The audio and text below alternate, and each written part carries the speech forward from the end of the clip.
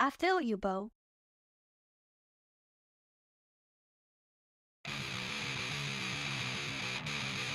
This fucking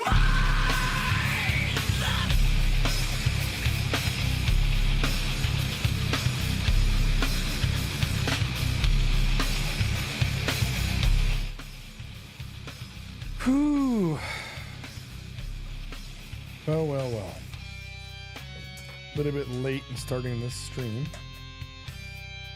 About 11 hours late. But I think you'll forgive me because I slept in late today. Not wanting to get up.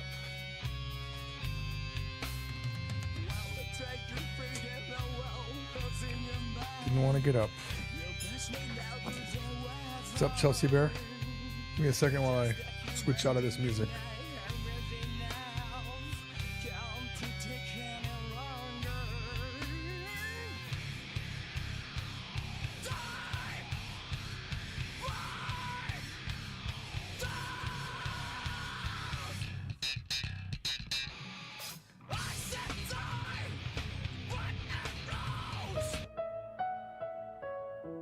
All right. Welcome to the stream.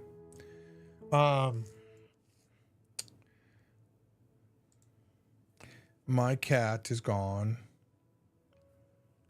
We sent her to her final resting place today. There's my vet, you know, when we took our cat Melody to the vet who was coughing, she would cough on and on, you know, off and on and off, I guess I said. And I took her to the vet like a year ago. Clean bill of health. She's fine. We have video of her from like 3-4 weeks ago. She's totally fine. She started coughing again and we took her to the vet. And I was told she had days, weeks, at most months. And there would be no reason to really figure out what kind of cancer she has, but she has cancer. And we can't go in and remove anything because it's just going to be, it's a ton of tumors. And that's going to affect her. And then, yeah, they gave us steroids because apparently that's a good way to like reduce inflammation, not to help her get better, but just help her be better temporarily and feel better, you know. And it helped. She started getting a little bit bloated, and I thought, oh, she's maybe the steroids are making her have diarrhea. So I took her back to the vet and said, maybe we can get her an enema or something like that. And she's like, no, that's fluid in her lungs and all in her body, and there's nothing we can really do about it. Just kept getting worse. Except if you have a cat or a dog, I highly recommend Churu as a treat, because it didn't matter how down she was, how labored her breathing was. You pull out one of those Churus and she would just get up and loved it like a drug. But I don't know how it could have went any more perfect than it did today. The place that we called it, I think they're all over the country, but they're called Lap of Love. And they'll come to your house. It'll cost a little bit more money, obviously.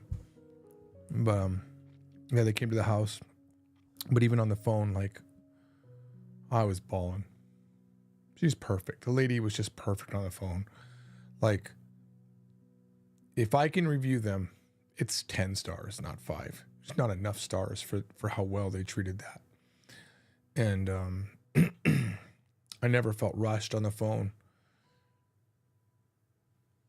And yeah, she gave me time to cry and made sure this was the right time, you know, and asked about her diagnosis and what are her symptoms. And she didn't just say, okay, let's be there, you know, and do it.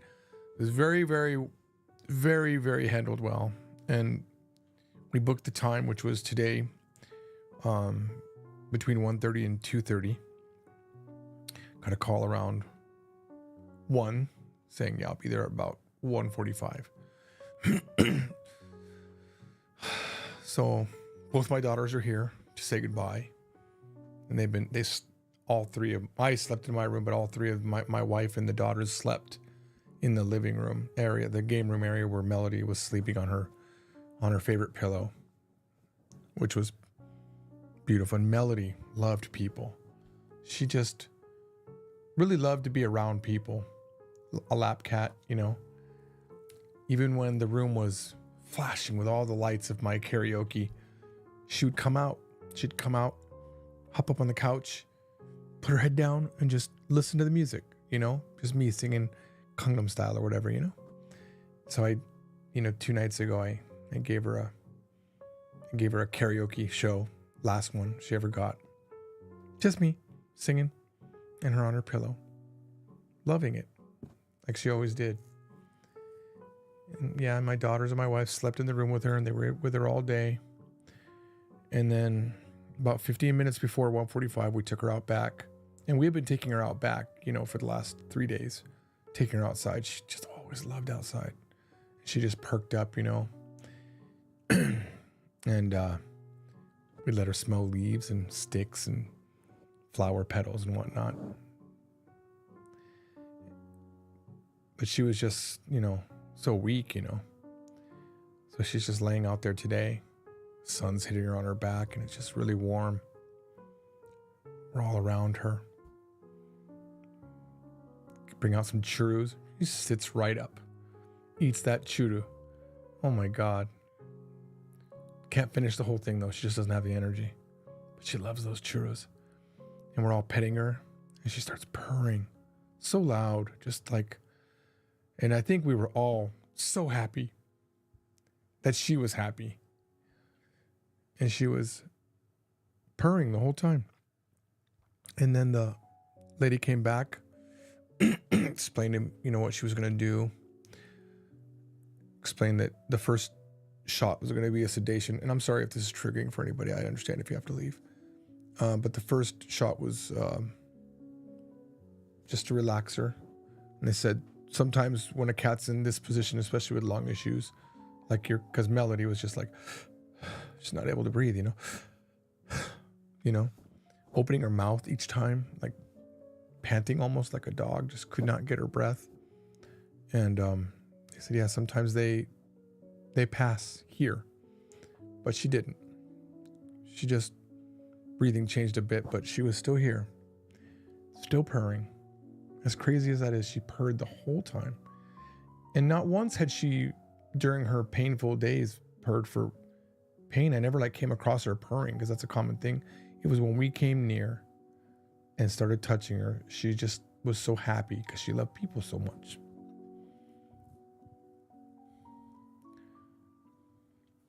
And birds were chirping. The whole backyard, which we redid a few months ago. It's beautiful.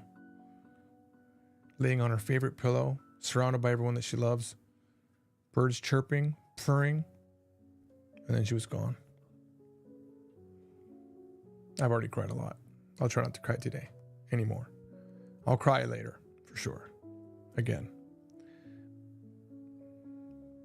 We all cried. And then the doctor left for a bit, said, I'll give you some time. And she left and gave us enough time to mourn the death. She'd already taken a paw print and hair. We laughed at the paw print because it had her nails in it, which she liked to use so much. We all have scars somewhere from Melody attacking us. I remember one time I went in the morning. So me and my wife have had separate bedrooms forever. And I was completely naked, right? I sleep naked. And I went into my wife's room and I was laying on top of her. This is the thing I do in the morning. It's I just lay on top of her and hug her and everything like that. Nothing sexual. And my wife yawned, but the way she yawns is just really like scream kind of a yawn. And Melody just dashed into the room, dashed in, jumped up on the bed, grabbed on my leg and went, just tore me up and then ran out, protecting her mother, protecting my wife. And when Mari was younger, you know, Mari would be like having a temper tantrum when she was like 8 or 9 or 10, and Melody would set her straight. Melody was like a substitute mother. Melody would just bite her. It's like, you are wrong. And I remember, I'm telling you, Melody knows who's right or wrong in this situation, and it's definitely you if she's biting you. And she accepts that as fact, you know, that Melody knew, not Melanie. If I said Melanie, I'm sorry, I do that all the time. But yeah, that's a great cat. I think she was about 17 or 18. And just a perfect passing. We're all, like the whole family, we're just so happy the way it went. And then my wife cut roses and brought them, and we set them around her. We're all still crying and petting. And there's a funny moment where, it's a weird funny moment, but I was surprised we could all laugh at that moment where Melody's eyes were just open, you know, because she was dead. She's passed, and they're closing them. But we all want to touch Melody, so we're still rubbing her head, and then her eyes will be popping back open, you know. So it's like, Dad, Mom, stop, you know. So we're all laughing, and she just wants her eyes open, I guess, you know, the whole time. Yep. Anyway, then the doctor came back, took her away. Been crying on and off all day, but she was a force to be reckoned with in this house. She was the alpha forever, always. And she spent time with each one of us, you know. We all have memories of her sleeping on our chest as the alpha, you know. Each one of us. Asa, I'm not sure how to say your name. I think we had this discussion a long time ago, and I'm sorry I forgot, but I'm sorry to hear that your pet guinea pig passed as well. And it doesn't matter how small they are, those hearts explode into your family. And they have personalities. Every cat that we have 2 more. One who just got diagnosed with diabetes, but he's doing really well with his new drug, insulin. And another cat that healthier than anything. And then my daughter actually has brought her cat here temporarily. He's the best. They all have different personalities. It's completely different. Just like people. Cats are not just cats. It's crazy. I've never met a cat that had the same personality as another cat. Yeah, that's right. CH fan. It's really hard to lose them. And I really didn't want to get out of bed today because I knew that's what was waiting for me. But again, if you have a pet, lap of love, 10 stars. More stars than that. I mean, it's just amazing. Hey, Liam. Sorry if you came in late. Just having a moment talking about my cat. And the real poetic thing was, you know, Melody, she wasn't born in our backyard, but that's where we found her. There was a stray orange tabby cat that would come by, and me and my wife always fed that cat. And then one day it brought babies. It brought, like, I think it was 3 or 4 orange cats and 1 completely different colored cat. That was Melody. We thought she was a boy, so we called her Rocky Road. And we had gotten homes for all the cats. And Melody was scheduled to get a home with an older lady who wanted a lap cat. And I had promised her to that lady. But then my daughter just begged, please let us keep this cat. And we did. And I had to call the lady. I felt bad, but yeah. So we found her in our backyard, and that's where she said goodbye.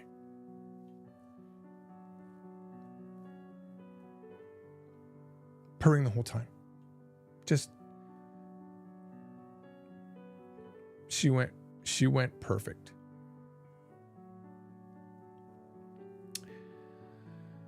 The Otaku Chicago says, we lost our dog back in February.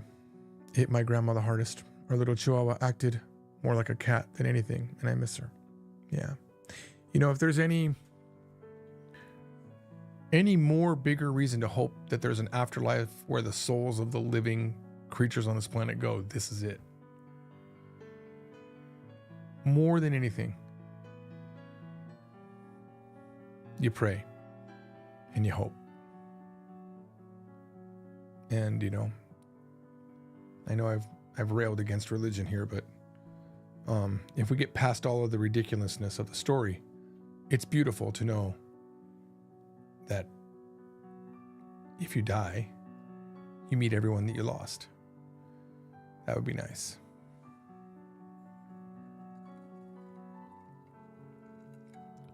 Chelsea Berry definitely is like losing a family member. It really is losing a family member. I don't think any of us remember not having her here.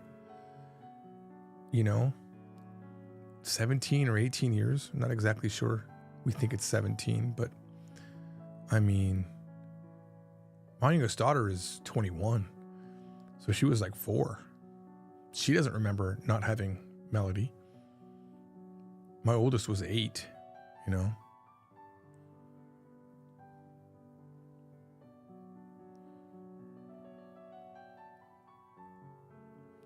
I think the other thing that made it so perfect was that we were all in agreement. We all have very strong, different opinions in this family, and we're all very strong, opinionated. But it was trying. It was trying. We all were on edge the last few days. Individually, we all yelled at each other for whatever, one reason or another. And I just blame the stress of losing such a cute family member. And the thing about cats is they don't get old. They look like they were. We were going through videos and I was, well, when was this? 2015? She looks like she did last month. There's nothing different. You know, the only difference between the last 3 weeks and previously was she's got a further away look than she did. And she was laying all the time until we brought out some of those Chudu snacks, and then boom. Looks like nothing ever happened. Or when my wife, the way she would pick her up is she would put her right here with her hands hanging over. And she looked just like she always did when we took her out back that way. But yeah.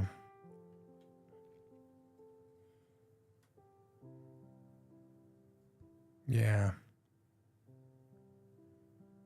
Anyway, sorry to bum everyone out. Chelsea Bear says, I had to help my grandma's dog pass, and it wasn't a good passing. She had seizures, and that's sadly how she passed. All I could do was hold her, sadly. Grandma passed shortly after. Yeah, that's very sad, Chelsea. And that's exactly what we wanted to avoid. We didn't want Melody to be alone at night on her pillow having seizures, and I think she was very close. We had a moment yesterday where Mari screamed from upstairs. I was downstairs. I couldn't hear because I was in here working on my audiobook, and I had the headphones on. I couldn't hear. I got a phone call, and I was like, because my wife had left to get food or to buy something at the grocery store, and she's like, something's happened with Melody. I thought, oh, this is it. Oh my God, she's passing before Arisa's gonna get here, because Arisa was driving in. I ran up. She was just breathing so bad. And then we got out of Churu, and holy shit, she was totally fine. I swear to God, like the Churu. I mean, we have got to write a letter to this Inaba company that made it. It's a Japanese company, Inaba. That Churu has saved Melody this long. It was like the only thing she could really eat regularly. And Junior as well, before we knew he had diabetes, he had really gone downhill. Like all of a sudden, both of them at the same time had gone downhill, and that's all he could stomach to eat. And then we took him, then we found that he had diabetes, and he's gotten better. But when we were giving him medicine, it's that Churu that we were able to put the medicine in for him to eat it. So it's amazing.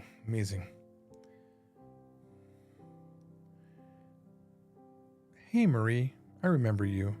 You've been around a long time. I remember you from way back. I don't think I've seen you in a while.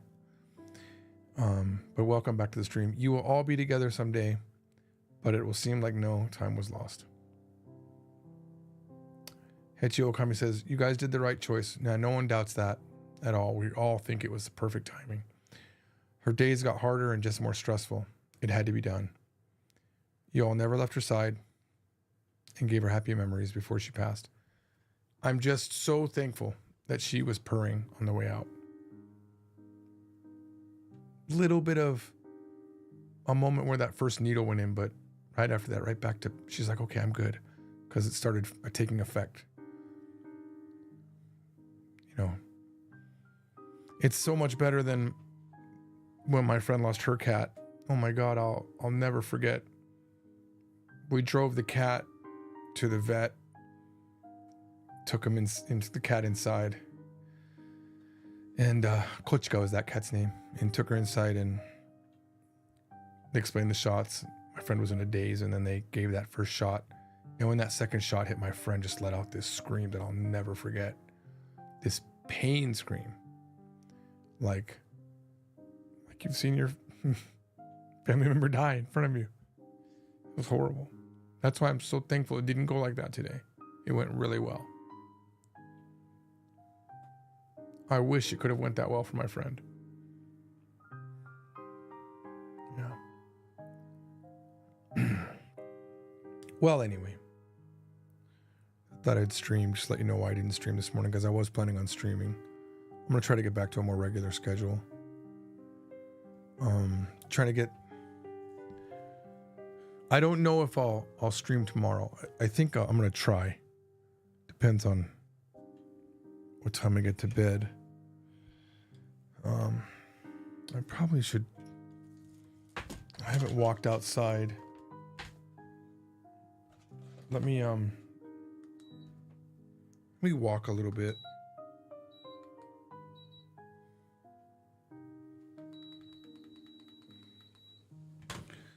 Finish my walk in today. So let's move past that topic.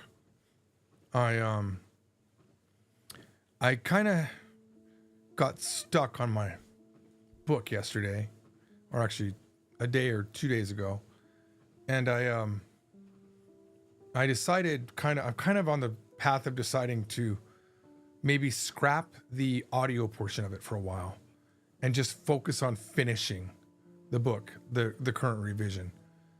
Because I'm getting stuck on a lot of the rewrite because the AI can't do the dialogue that I've written exactly like I need it. And then the main voice of the protagonist's girlfriend somehow is no longer available.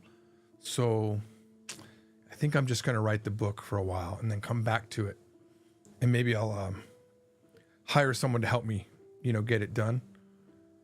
And maybe another thing I'm thinking about is reading it myself again and then having the AI voices do it exactly the way that I'm reading it, because it's not getting the tone right at all sometimes. And that's forcing me to rewrite. And I don't want to rewrite as much as I've been rewriting. Chelsea says, I'm happy she went so well and lived a long and happy life with you guys. Memories that you guys will always cherish. Yeah. It makes you rethink. Makes you think. I mean, the older I get, the more I think about it. And I've got to try to not be a downer on every one of these streams. But I'm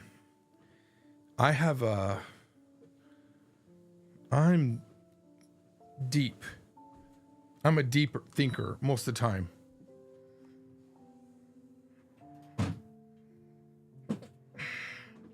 I'm not saying that to say that I'm a deep person, therefore anything. I'm just saying I tend to go deep,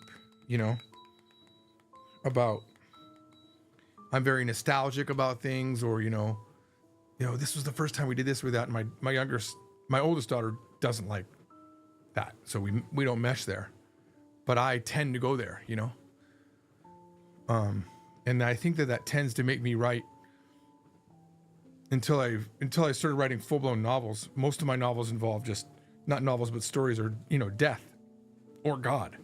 It's all afterlife related stuff, Is there a master plan? And how did I die? You completely forgot that I had a walking desk. Well, to be fair, it's just a small treadmill that I have.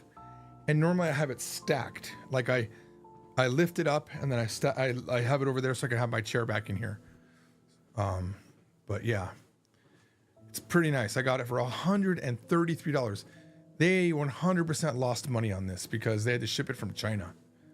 They shipped it from China, number one, to my door, and it was $133.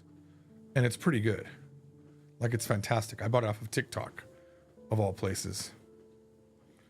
But I've got to get only 75 kilocalories in and another 7 minutes max of time before I close my rings on the Apple Watch.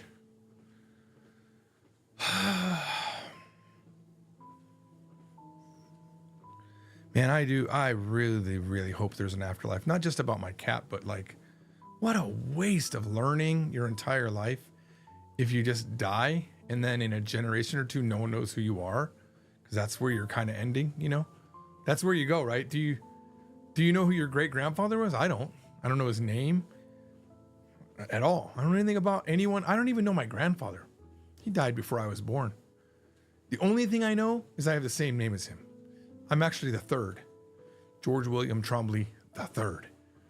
That's the only thing I know about him. So, and he died younger than I am now, which is crazy to consider that, you know, he was dead by this age. I don't think he made it to 50, actually. And my dad saw him die. He saw him in the operating room. At least that's his memory. Maybe he's conflated it. I don't know. But he saw them doing chest compressions on him. Didn't make it. He was, I think he was 16 or 18. I don't remember. And that's what led him to move to join the military. And here's a little fun known fact. The only reason I'm alive is because a Japanese man, a Japanese soldier, killed my grandmother's first husband in the war. Isn't that crazy? To think that my wife is Japanese and I have this tremendous love for Japan, and the only reason that I exist is because a man had to die. Crazy, right?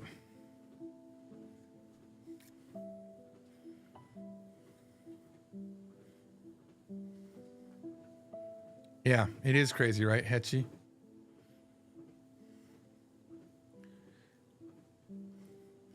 You're also William McComb Tarling. That's a cool name. The third. That's nice. WMT. I'm GWT. Nice. Am I a little bit dark, guys, or is this just like how I feel like I gotta change my settings. I'm pretty...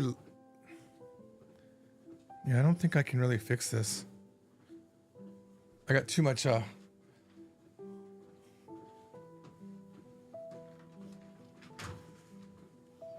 hard to do while I'm walking on the treadmill. That's a little bit better. Yeah, I'm getting blocked by the...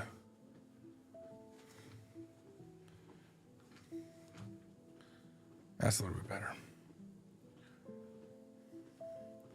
Yeah, tomorrow I'll try to go back to doing like a morning coffee style where I read Japanese articles and stuff. I was enjoying that. But yeah, I think I'll have to avoid also working on the... I think it's fun to do the audiobook, but I think I need to finish the book and actually print a version of it, you know?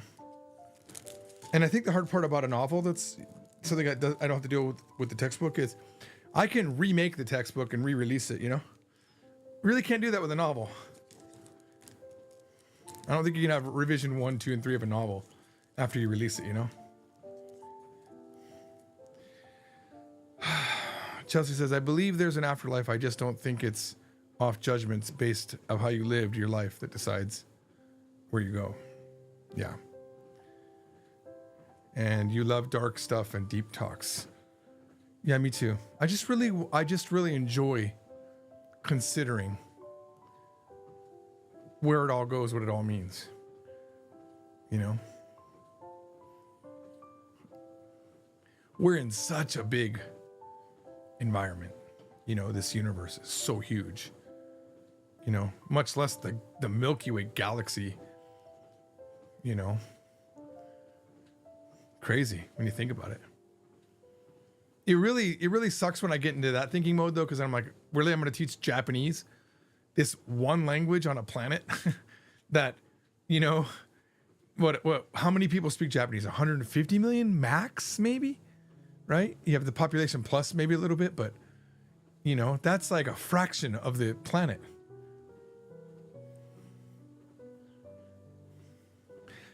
Chelsea, if you want to watch something kind of dark and interesting, I kind of binged it today and yesterday. It's even though I said I was going to not distract myself, I distracted myself. It's called Carol and the End of the World on Netflix. It's really good.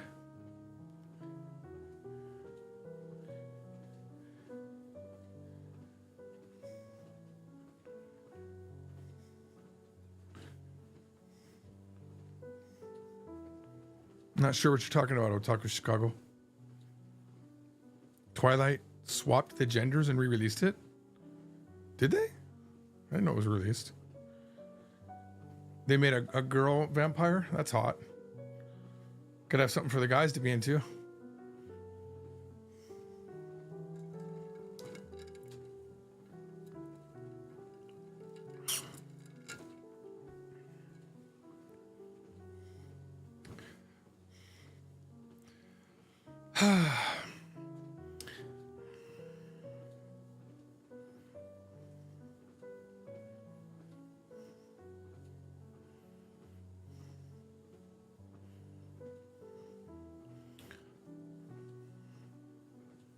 Good night, CH.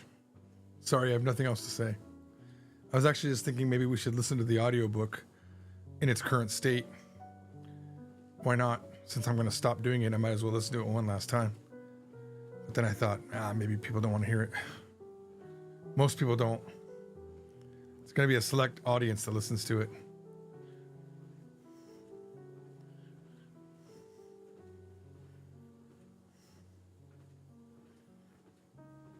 You guys know a lot more about novels than I do.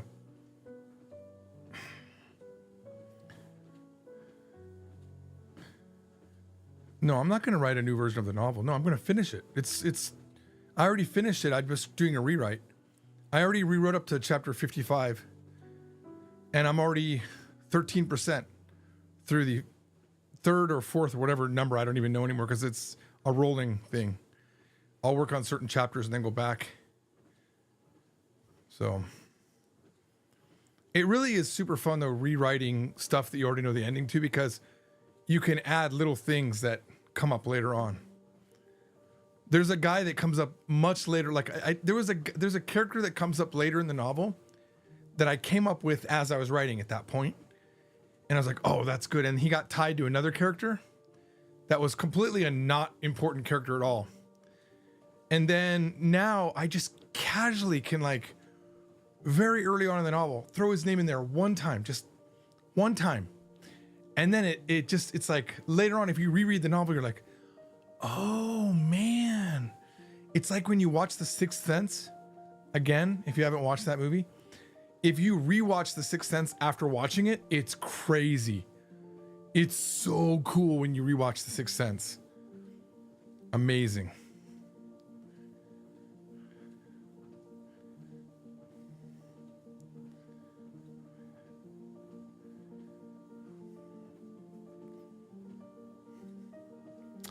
You're going through a bad breakup, Chelsea? Sorry to hear that.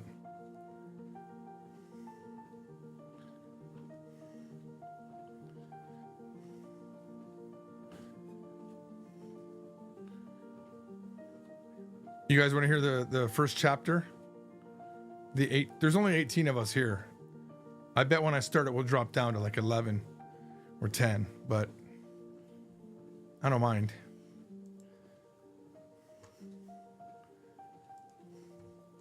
I think the first chapter is 15 minutes maybe? I can't tell.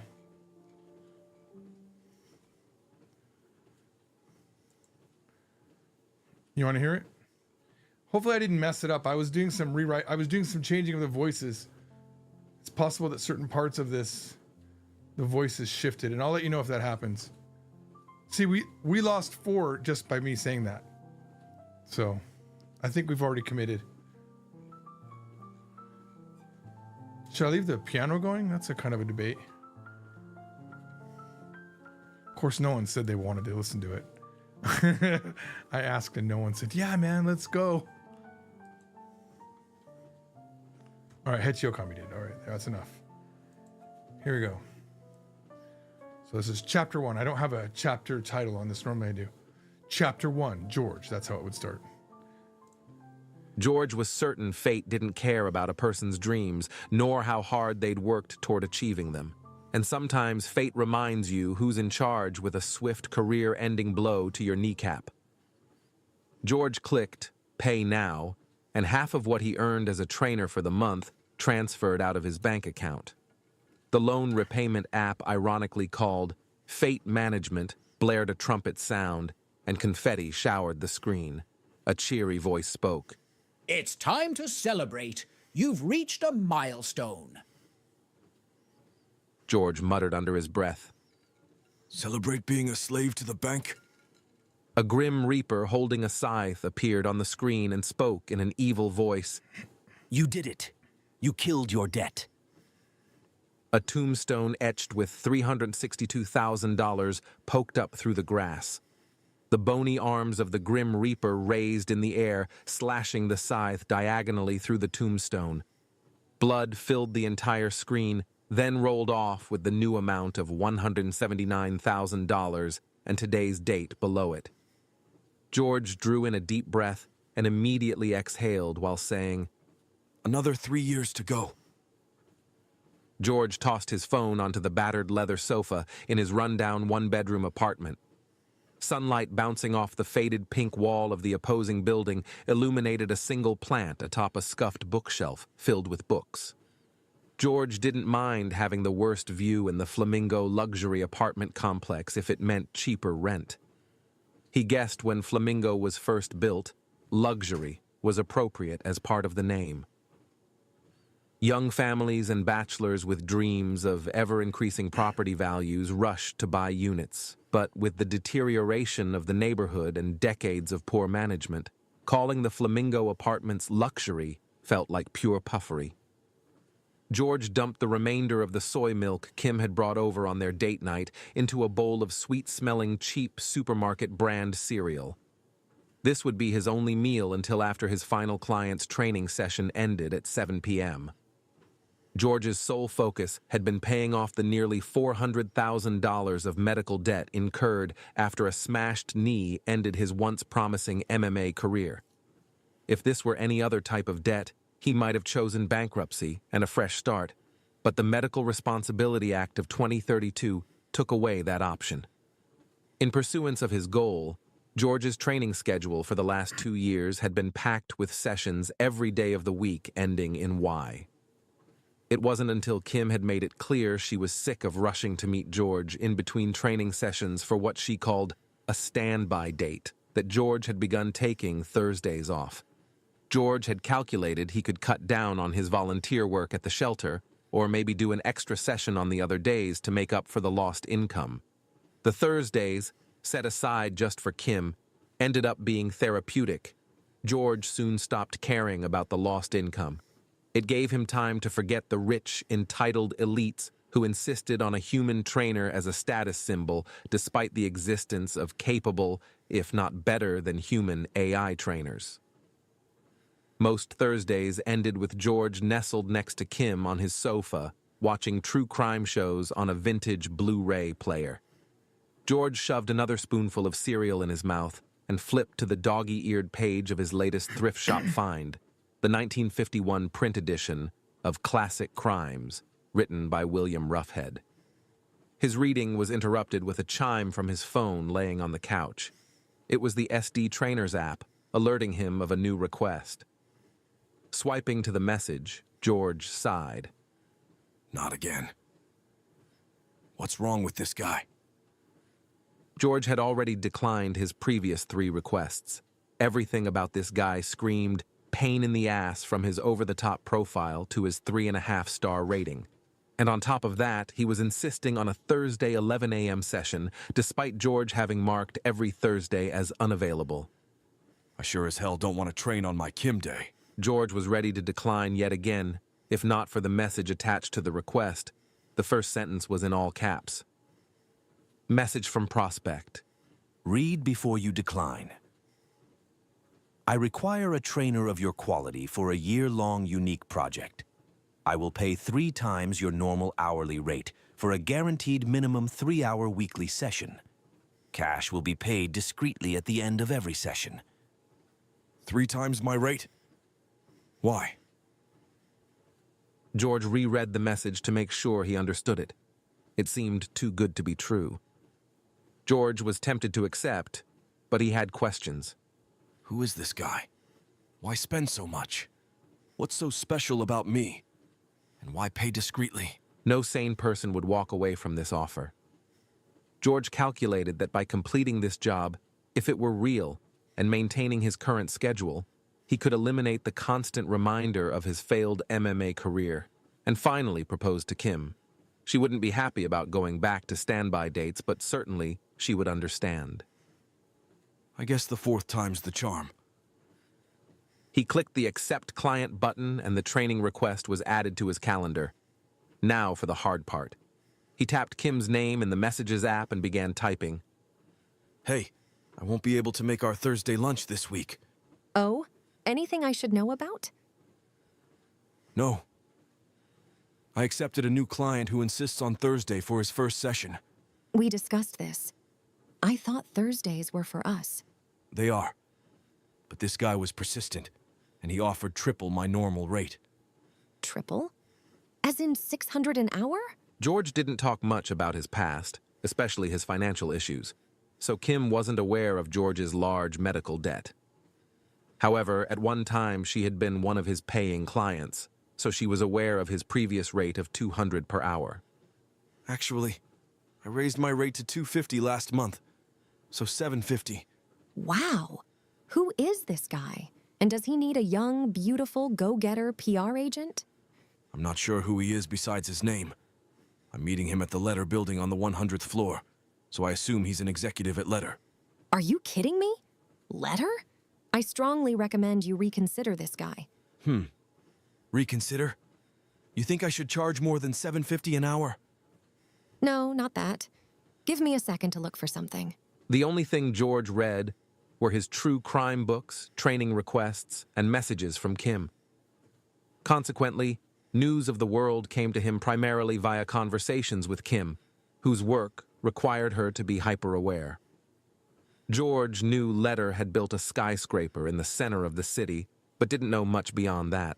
Shin Hae Kim, a second-generation Korean, went by her last name Kim primarily because non-Koreans always messed up her first name. Her work as an independent public relations manager meant she constantly scoured social media, news articles, and watched expose videos for a significant part of her day.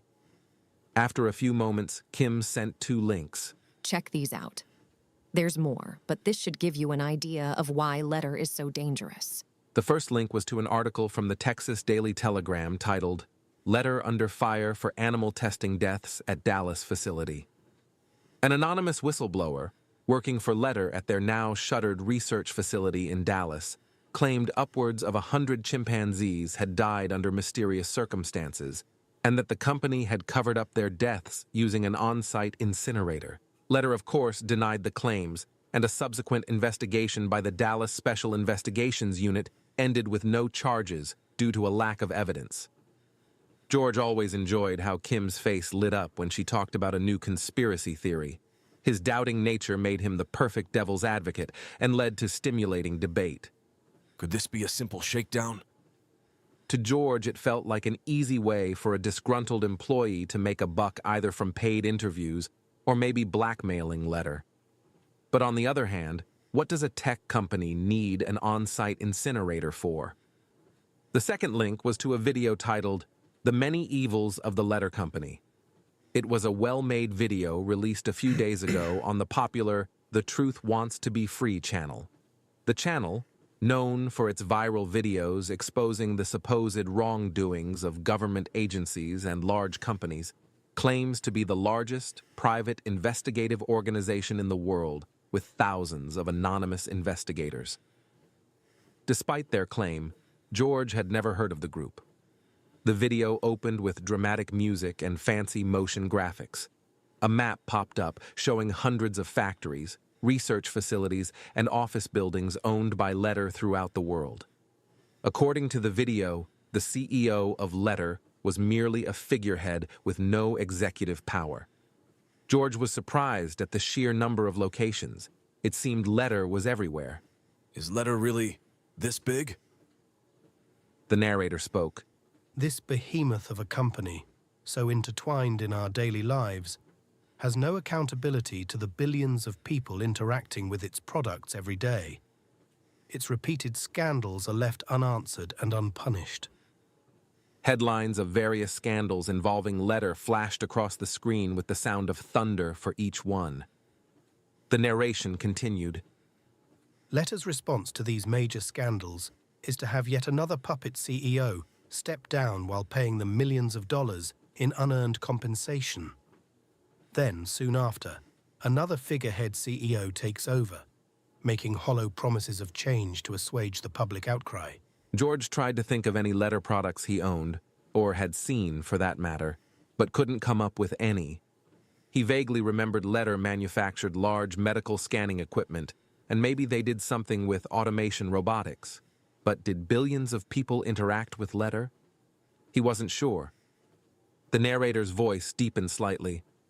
Now let's examine 3 actions by Letter that are cause for concern.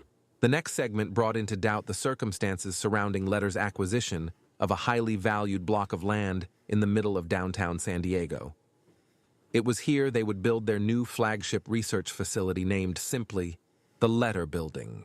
It seems the owners of a long-held theater on the land where the building now stands had refused to sell for years. The video cut to a series of news clips of the theater owner vowing to never sell. It'll be a cold day in hell before I sell. In the final clip, he shouted, San Diego is better without Letter. Yet less than 6 months after proclaiming, Letter will never get my land. The building broke ground, and the theater owner was refusing interview requests. The narrator posed the question, What tactics did Letter use to oust this owner from his property? And more importantly, why is the once vocal theater owner now silent? The next segment rehashed the supposed deaths of the chimpanzees in Dallas. Apparently, Letter had illegally imported chimpanzees using their extensive, and according to the booming voice on the video, unchecked trade routes. But now, instead of 100, their video claimed over 150 chimpanzees were murdered by Letter, all in an effort to make profit. This was the only point that felt substantial to George. If true, Letter should have been penalized, but the video offered no proof. Letter had admitted to a portion of the claim, saying that while unfortunately a few chimpanzees had died in their custody, those deaths were from natural causes. The final segment felt forced to George. Letter, being one of the largest privately held companies in the world, apparently had no obligation to be transparent because they had no stockholders to answer to. The narrator asked, If Letter has nothing to hide, then why not reveal their client list, how they are funded, and disclose who is actually in control? George watched the rest of the video, but was left unconvinced Letter was as evil as the narrator claimed. On the surface, these questions, along with the ominous music, made it seem Letter was up to something nefarious. However, George reasoned it was in Letter's best interest to keep their funding and client list private. This information would only serve their competitors a roadmap to erode Letter's market position in whatever business they were doing. Not that George knew what they actually did, since the video didn't say. George thought, Not everything's a conspiracy. Sometimes it's just business. George certainly wasn't going to cancel such a high-paying training session based on evidence that seemed more like opinion than fact. He would have to let Kim down softly. He messaged her. Interesting information to consider. Right? Letter is definitely up to no good. If we're still on for Thursday, how about we watch that justice show you like after pizza? George initially typed, Your videos made me more curious about Letter than a crime show. but decided he needed a reason beyond mere curiosity, or Kim might keep sending him links. So he told her the truth. The money's too good to refuse, or else I would certainly cancel. Don't let the money blind you. Letter puts on a good face, but they're up to no good. I'm sure of it. Even if Letter was up to no good, as Kim thought, George knew once he had paid down his debt and was kneeling in front of her proposing, it would all be worth it. I'm not blinded, but that money is pretty shiny. Also, I'm not sure refusing the job would change much. Capitalism at its finest. Just be careful, all right? I promise. How about we meet in the evening for drinks? And of course, an episode or two of Citizens Justice would be perfect. Although George didn't drink much, he knew Kim loved a good drink to wind down from her busy day, and she seemed to appreciate George always letting her pick the place. I'm 100% up for drinks and socializing, even if it means watching a bit of your show. Whiskey House? Yeah, Whiskey House sounds good. I'll text you when the session is done. Kim sent a jumping rabbit animation showing her excitement. Promise me you'll be on guard. Yeah, I promise. You know me. I'm always on guard and inherently trust no one. That wasn't exactly true. While it's true George distrusted new people, once you gained his trust, he often dropped his guard. The rest of George's day was uneventful except for Kim sending more links about Letter. This was typical for Kim. Once she got something in her head, she would relentlessly pursue it. On any normal day, George wouldn't click a news link even from Kim. He would rather read a book about a crime of passion than gossip, masquerading as a news article, its sole purpose to invoke emotion in the reader. But Kim insisted George, quote, know what he was getting himself into. So in between training sessions, George sat in the back of transports catching up on Kim's newest batch of blog posts from ex or anonymous employees and exposés from journalists. By the end of the day, he didn't know what to believe. The only thing that was clear to George was that Letter was indeed affecting billions of people's lives. The final transport dropped George off in front of the Flamingo luxury apartment complex.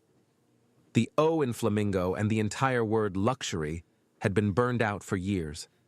Back in the apartment, George dropped his equipment in its normal spot near the door.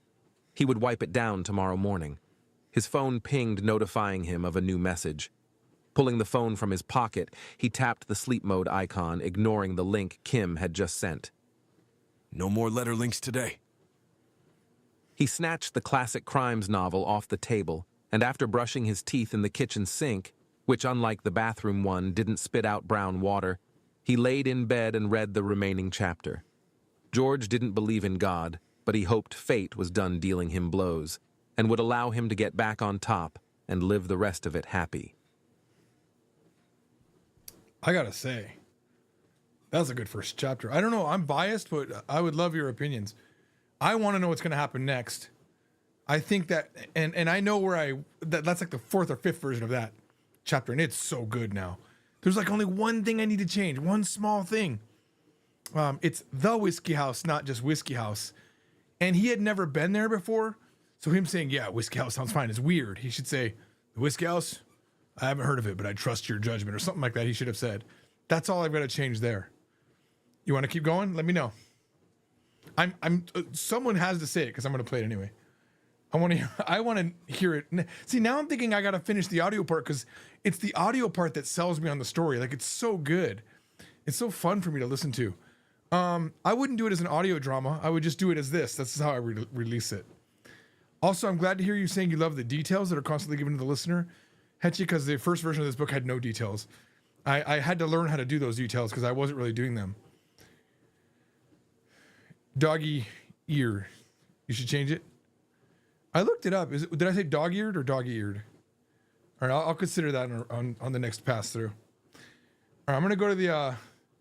This is where we get some really good details here as well. Here we go, chapter 2. Chapter 2, George. The massive letter building was north of San Diego's Gaslamp Quarter. Oh, for the record. Oh, everything here is AI, for the record. There is no non-AI. There might be some voice changes here by mistake from the character named Square that's getting ready to come up. Because I was working on a new version of it using my voice. I got my own voice cloned. He's normally got a Mark Twain voice, but I was like, the original voice sounded like this. It was my voice, and I tried to clone it, but it didn't really clone well. So it might be, I might have to take a moment and refix it back to the original one that I had. The massive letter building was north of San Diego's Gaslamp Quarter. Christened as the tallest, most advanced building in the world, at exactly 3,200 feet, it dominated the San Diego skyline. The first floor of the letter building didn't have a lobby with white marble walls and black square sofas like most modern buildings. It was something far more substantial. Its entire ground floor was a fully self-contained forest dubbed simply as the Park. The Park was in fact the largest indoor public space in the world. The atrium surrounding the park was massive enough that 15 Boeing 777-9 aircraft could be stacked on top of each other with room to spare. It housed placid ponds, roaring waterfalls, 5-story cliffs, fully grown sequoia trees, and thousands of varieties of fauna. It's as if a section of Yosemite National Park had been transported into a skyscraper. In terms of modern engineering, the park was on par with the Giza Pyramid Complex.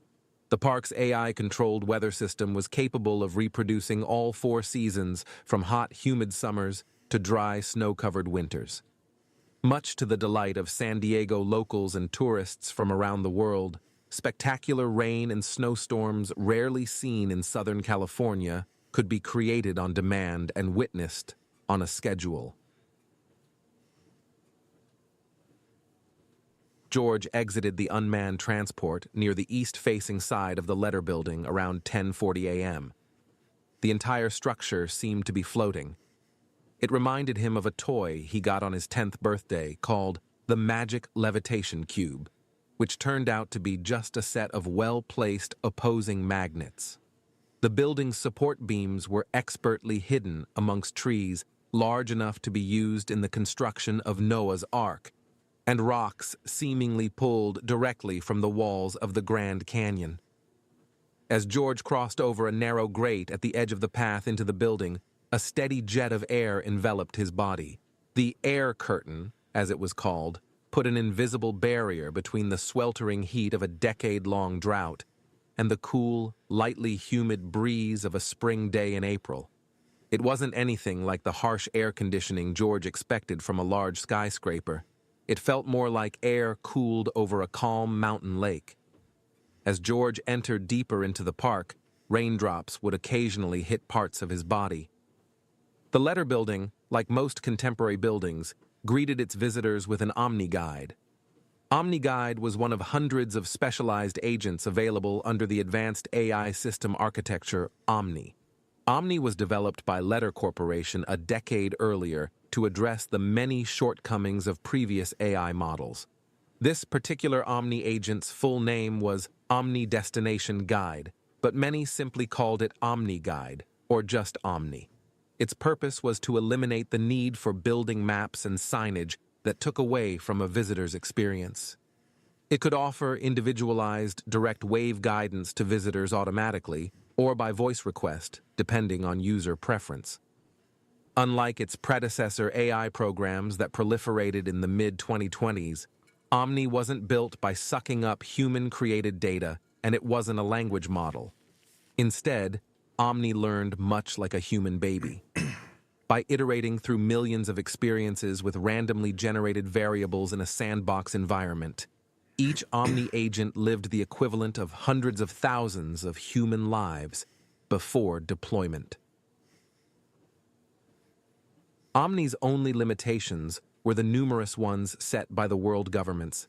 These limitations were critical after the previous unrestricted AI models reshaped and almost destroyed the global economy. Even before the Artificial Intelligence Accords were signed at the UN, Letter had open-sourced the Omni base code for the entire world to use free of patent fees. As a result, Omni was now the de facto standard for all types of automation agents and information tasks. Now fully inside the park, George stopped to get his bearings looking for a sign or building map. But all he saw were trees and tourists snapping photos. George rolled his eyes as Omni initiated conversation with its overly calm voice. Hello, visitor. Welcome to the Letter Building. My Omni ID is Letter. If you require assistance or have questions, you can call out my ID or simply say Omni. OmniGuide spoke directly to George with a directed sound wave that only George could hear. If George had had omnipresence mode enabled, Omni would have known of his training session on the 100th floor and already guided him to the appropriate elevator. But George had opted out of omnipresence mode. It gave him the uneasy feeling he was being watched. Omni rummaging through all or even a part of his personal information reminded him too much of his mother dumping out his backpack every day after school, looking for what she called contraband. Annoyed, George replied, Just guide me to a floor map and I'll figure it out on my own. OmniGuide replied, I apologize for the inconvenience, but floor maps have not been installed in this building. I see that you have omnipresence mode disabled. However, if you give me permission, I can give you step-by-step instructions to your destination. Most people born after 2020 wouldn't dream of disabling omnipresence mode, or opium, as it was colloquially called. With opium enabled, all parts of a... Hang on, well, let me say this, okay? The Omni voice, I didn't plan it to sound like that, but the voice that I chose was like a meditation voice, and I think it's perfect. The goal is not to have it sound like a non-human. He's supposed to actually sound human. Keep in mind, this is like 2040. We already have Alexa and ChatGPT sounding like a human, right? So it wouldn't be, it's actually, Alexa, stop. Alexa, stop. The Omni here should actually sound perfectly like a human, but he doesn't. You know, I don't have to, I probably should explain, but maybe I won't, you know. Why would I explain that? It would be a dumb detail. Let people figure that out on their own. But yeah, Omni, that's the voice, you know. And I agree, like maybe I should change the main narration. And I have played with different narrations and I thought maybe like an English sounding voice would be better. But right now I'm okay with this. I'm okay with it. I don't know what else to do. I don't want to also do multiple hours of work. And I'm also almost out of credits. I don't want to have to pay for more credits. So, all right, so here, we'll keep going. With opium enabled, all parts of a person's life were tracked and analyzed to a level only dreamed of 10 years prior. Opium allowed Omni to accurately predict what a person needed or wanted, often before the person themselves knew. With its unprecedented access to a person's data, it became the ultimate personal assistant. Now, just so that you remember, because I talked right after that, omnipresence mode is called opium. I thought that was a cool fact that I came up with. Omnipresence mode, OPM, opium, which is kind of nice because it's addicting. Here we go. Moving on. George responded to the Omni guide. I need to head to floor 100.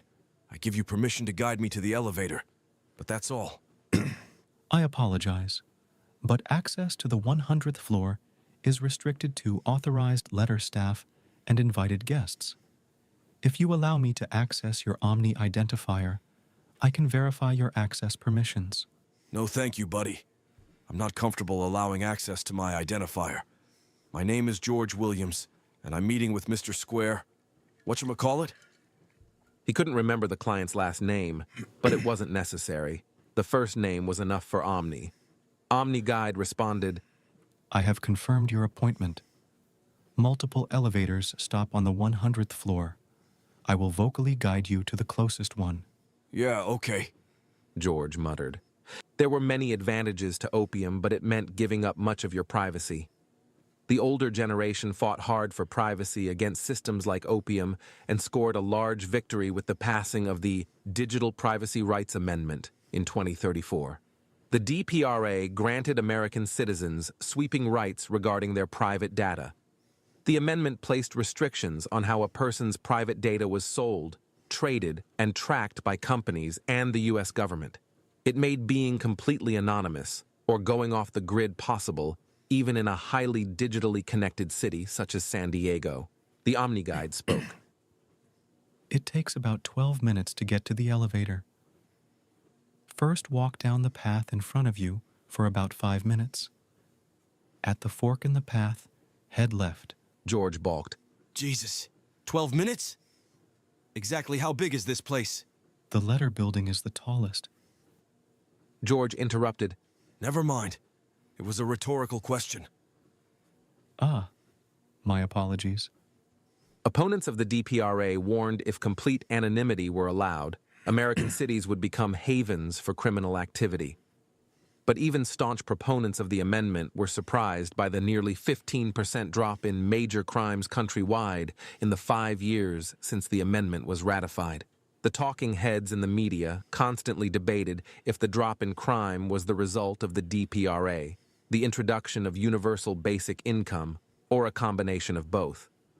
Either way, after the tragic events throughout the 2020s, dubbed the bad luck decade, it was a welcome change. As directed, George turned left at the fork on the well-worn path. OmniGuide spoke again. Keep on the path for another 3 minutes until you see a large pond on the left. From there, head towards the waterfalls. Sheesh. Waterfalls. George said aloud. Yes, there are 7 waterfalls in the park. Shall I tell you about other features of the park? George now wished he had asked one of the tourists for directions instead of OmniGuide. No, just tell me how to get to the elevator. I don't require any other information. Understood. I'll continue guidance at the waterfall. In the late 2030s, living an analog life wasn't possible. George understood and accepted this, but he cherished his privacy and avoided chatty AI when possible. George only interacted with OmniGuides when he absolutely needed to, like today. It was getting harder and harder to avoid Omni this and Omni that. Recently, most supermarkets and large box stores were implementing a retail-focused Omni agent called Omni Retail. As shoppers roamed the store, Omni Retail would suggest additional products or special recipes to shoppers based on their opium data and items in their cart. In-store sales increased, on average, 36%. Another agent of Omni, Omni Logistics, was able to quite accurately use the combined data to predict the overall demand for products on a store-by-store level. This level of analytics made it so that popular products now rarely went out of stock. Food waste was also significantly reduced, as less popular products could be ordered in amounts that matched the demand. As George approached the waterfall, OmniGuide spoke. After the waterfall, there will be another fork where you will head to the right. The path ends in front of the East 2 elevator. Just as Omni had told him, the path ended. But instead of an elevator, George was standing at the foot of a towering sequoia tree. He looked left and right, then back toward the tree, but saw no elevator. OmniGuide spoke. The elevator will arrive shortly. George wondered if this OmniGuide had developed the ability to prank people. He felt kind of stupid standing there holding his equipment in front of a tree. Kim warned him letter might be dangerous, but she hadn't said anything about prankster AI agents. The elevator is now arriving, OmniGuide informed George. Just then, a large section of bark on the sequoia sunk into the tree, revealing a brushed metallic door. The door opened to the most spacious elevator George had ever seen. The entire circumference of the round elevator and ceiling was covered in an array of what looked like decorative black and white ball fixtures. It seemed out of place in the middle of a forest. George walked into the elevator. A large information panel near the doors displayed, "Next destination, floor 100." The doors remained open for a few moments before a tall and objectively beautiful woman with emerald green dyed hair entered the elevator holding a large box. The elevator's information panel updated its destination list, adding floor 92. George spoke to the lady. Crazy place, huh? She responded with what sounded to George like an English accent. You get used to it. I'm guessing it's your first time here. You might want to get a grip on your things. The elevator made a suction sound as its doors shut. George felt the pressure in his ears change like when flying in the pressurized cabin of an airplane. George jammed the massage table further into his armpit and tightened his grip on the rolled-up blue yoga mat he brought for stretching. With his free hand, he grabbed the strap of the reddish gym bag stuffed with heavy-duty resistance bands hanging off his left shoulder. The elevator began to ascend. Despite being warned, its takeoff speed took George by surprise, and he jammed the massage table deeper into his armpit. Wow, you weren't wrong.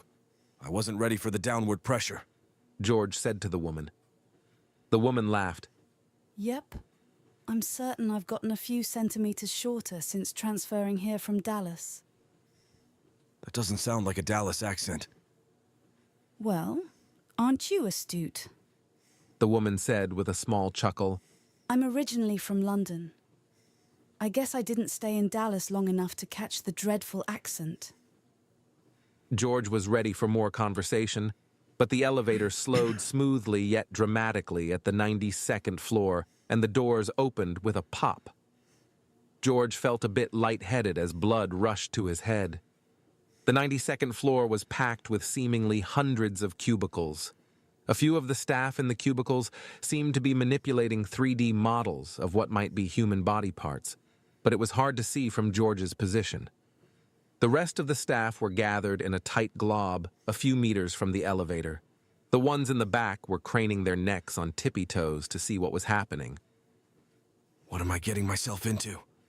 George thought, as he adjusted the grip on his table.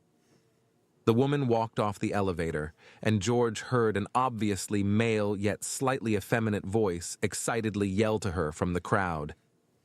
Where have you been, girl? It's happening. You almost missed it. The woman turned back to George. Tell Square to get donuts ready for Team Shania. Before he could ask her what she meant, the door sealed shut, and the elevator began its short, rapid ascent to the 100th floor.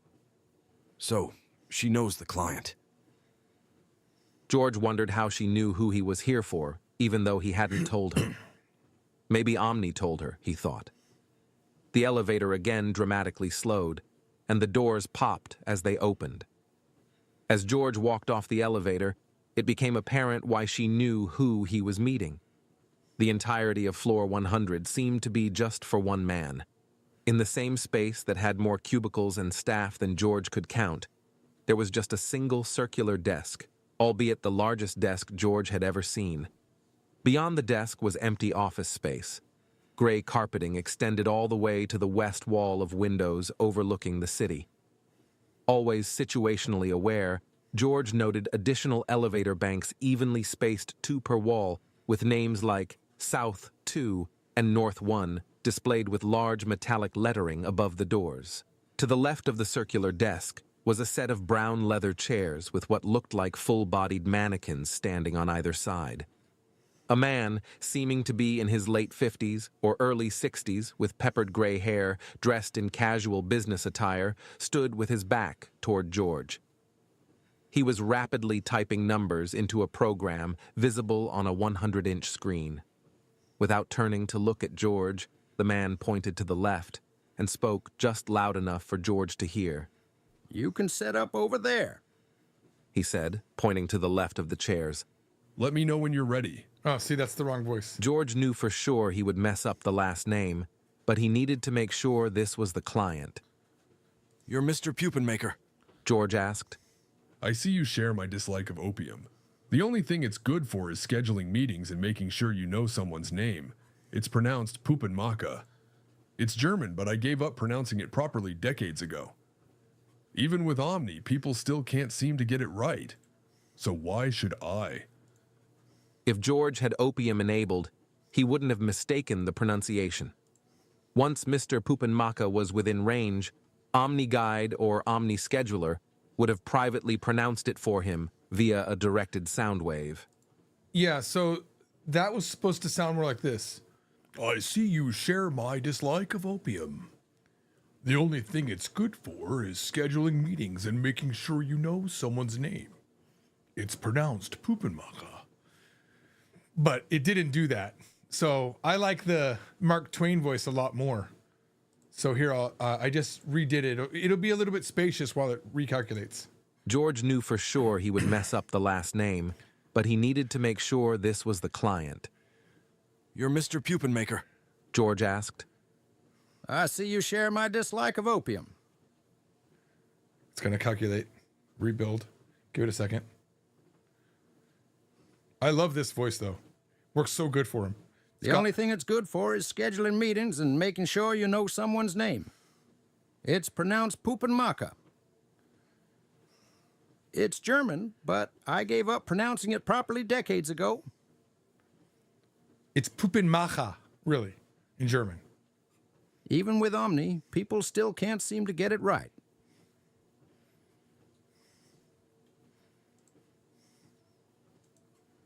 So why should I? If George had opium enabled, he wouldn't have mistaken the pronunciation. Once Mr. Puppenmacher was within range, OmniGuide or OmniScheduler would have privately pronounced it for him via a directed sound wave. Yeah, I figured I'd get it wrong. I'll set the table up and we'll get started. George went to the area Mr. Puppenmacher had pointed and unfolded the massage table. It was more heavy-duty than you would expect from its light weight. George had spent way more than he had wanted for it, but it was important to have the right equipment. Made with the same carbon nanotube material as the space elevator being built in New Miami, George knew it wouldn't buckle or collapse during a post-workout massage like the first cheap one he bought. Finally, he unfurled the yoga mat and unzipped the bag of resistance bands. All right, mister. He paused to get the name right. Puppenmacher. I'm ready when you are. Mr. Puppenmacher typed one last set of numbers into his program, then opened the bottom drawer of his desk and pulled out a pair of black shorts and a black mesh t-shirt.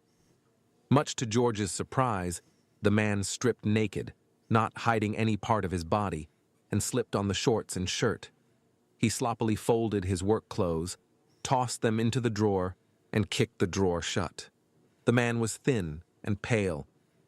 It seemed to George that he must not have exercised much, as his muscles were devoid of any definition.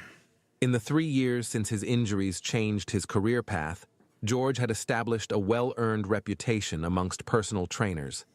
Outside of his volunteer work, his clients tended to be rich, well-known, powerful, or all three. He had certainly seen some eccentric character traits in his clients, but until today, he had yet to see one so unabashedly get naked on the first session. He was hoping there wasn't some hidden kink behind the absurd amount of money the client was paying. Mr. Puppenmacher extended his arm for a handshake. Let's drop the formalities. You can call me Square. Hang on. George knew from the client profile that... Hang on. Let's make sure I don't have that voice. I only did it for this section. Yeah, I think there's where it gets fixed. Yeah, I was just testing it through this whole area. So there'll be a little bit of delay until I get out of this voice that I was trying to build here. Give me a second. I'm just going to go through and undo it. I think we're back. Let's see here. Nope, still. Give me a second. I just got to click on. It's gonna be a little bit slow coming through this section, unfortunately. Okay. There we go. I think we're back. Okay. All right. Let me just go back to where was I? Thin and pale. There we go. So give it a second. It's going to have to recalculate until I get through all the things I just changed up. There'll be slight pauses that are unnatural. Mr. Puppenmacher extended his arm for a handshake.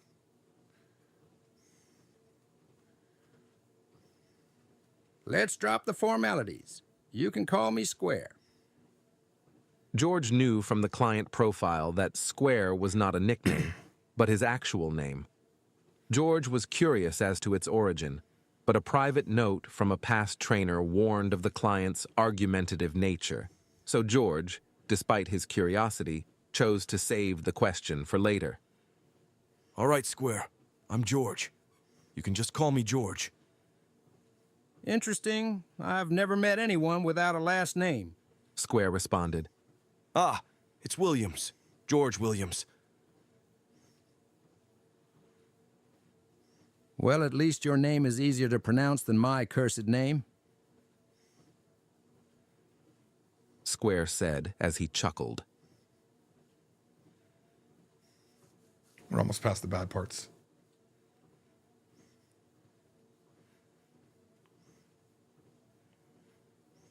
Come on. You got this. Square continued.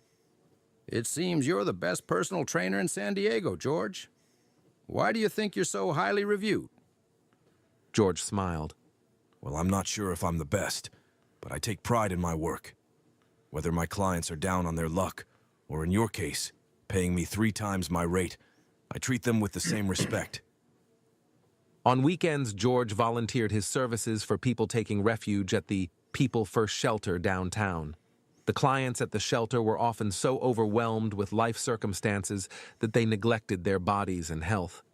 Volunteering was George's way of getting balance from the dirty feeling he sometimes got from the vanity of many of his wealthy clients. I must say, I applaud your efforts helping people of all circumstances live longer. Square said. And there's certainly nothing wrong with having a high hourly rate. We all need to pay our bills. And as of yet, we're only on this planet for a limited amount of time. So the more money we earn, the more time we get to enjoy the planet's finer things. Seems logical. George paused for a moment to reflect on Square's words, thinking of his substantial debt, then responded, We're in agreement. Square smiled and spoke again. It seems to me you're very selective as to who you train. I've never had to beg to pay someone until you, George. Mind telling me why you finally accepted? Well, I'll be honest. Your poor reviews didn't make it easy. I accepted for 2 reasons. The biggest being the money. Square nodded his head. I find that money is great motivation for most people. And your second reason? George continued. The second reason is pure curiosity as to why you're willing to pay so much, although I'm not complaining. But I wonder why you picked me when there are plenty of other highly rated trainers. Square's eyebrows scrunched downward. I have my reasons, and curiosity isn't a bad thing. But try not to forget, curiosity has been known to kill a cat, or 2 for that matter. George tilted his head but didn't say anything. Was Square joking or making a veiled threat? After a short pause, Square laughed off the silence. George was careful in his response. Well, Mr. Pupanmaka, I assure you I'm not a reporter looking for a scoop if that's what you're worried about. I'm well aware of who you are, and I don't think you're one to talk about other people's business. Well aware? Curious choice of words, George thought. Changing the topic, George said, How about we get started with some stretching? Square shook his head. Listen, I know you're the pro here, but stretching is the last thing I want to do. It's fine. We can stretch at the end. No. I'm afraid you've misunderstood me. I have 0 intention of stretching. Let's just hit hard. I can take it, Square said firmly. George was getting a sense of what the private note meant about Square being argumentative, but he wasn't going to let it bother him. He was going to be paid handsomely to be there, and stretching wasn't absolutely necessary. George often skipped stretching himself to save time. That's fine, Square. We don't need to stretch. How about we take a light jog around the office at least to warm up? No, I don't. I don't have settings that I can change. That's the problem. It's AI, so it looks at the dialogue and determines what it's doing. It's not looking at the total tone. So that's why I've had to reword things and hope that it gets the right tone. Adding commas, adding... It's very, very tedious. It's almost easier for me to just reread it myself, because I can reread it myself and have it read with this voice, but not in this particular format. So it would take me a lot more time to do that way. So I'd have to, for example, read all the Square parts in one shot and then splice them back in. There's no way to do it in this particular thing. I'd have to have like all the sound files labeled and what, and I'm not ready to do that. So I have to allow this. There's no way around it. There's no way around it. I literally can't change anything at all. Like I can make a new voice, but I've got like 3 parameters. I would love individual word parameters. It's just kind of, that's, you know, it is what it is. All right, so he told him, how about we take a jog just to get warmed up? Fair enough. George started jogging towards the East 2 elevator, and Square jogged after him. Let's start with 2 laps. We'll use this elevator door as our lap marker, George said.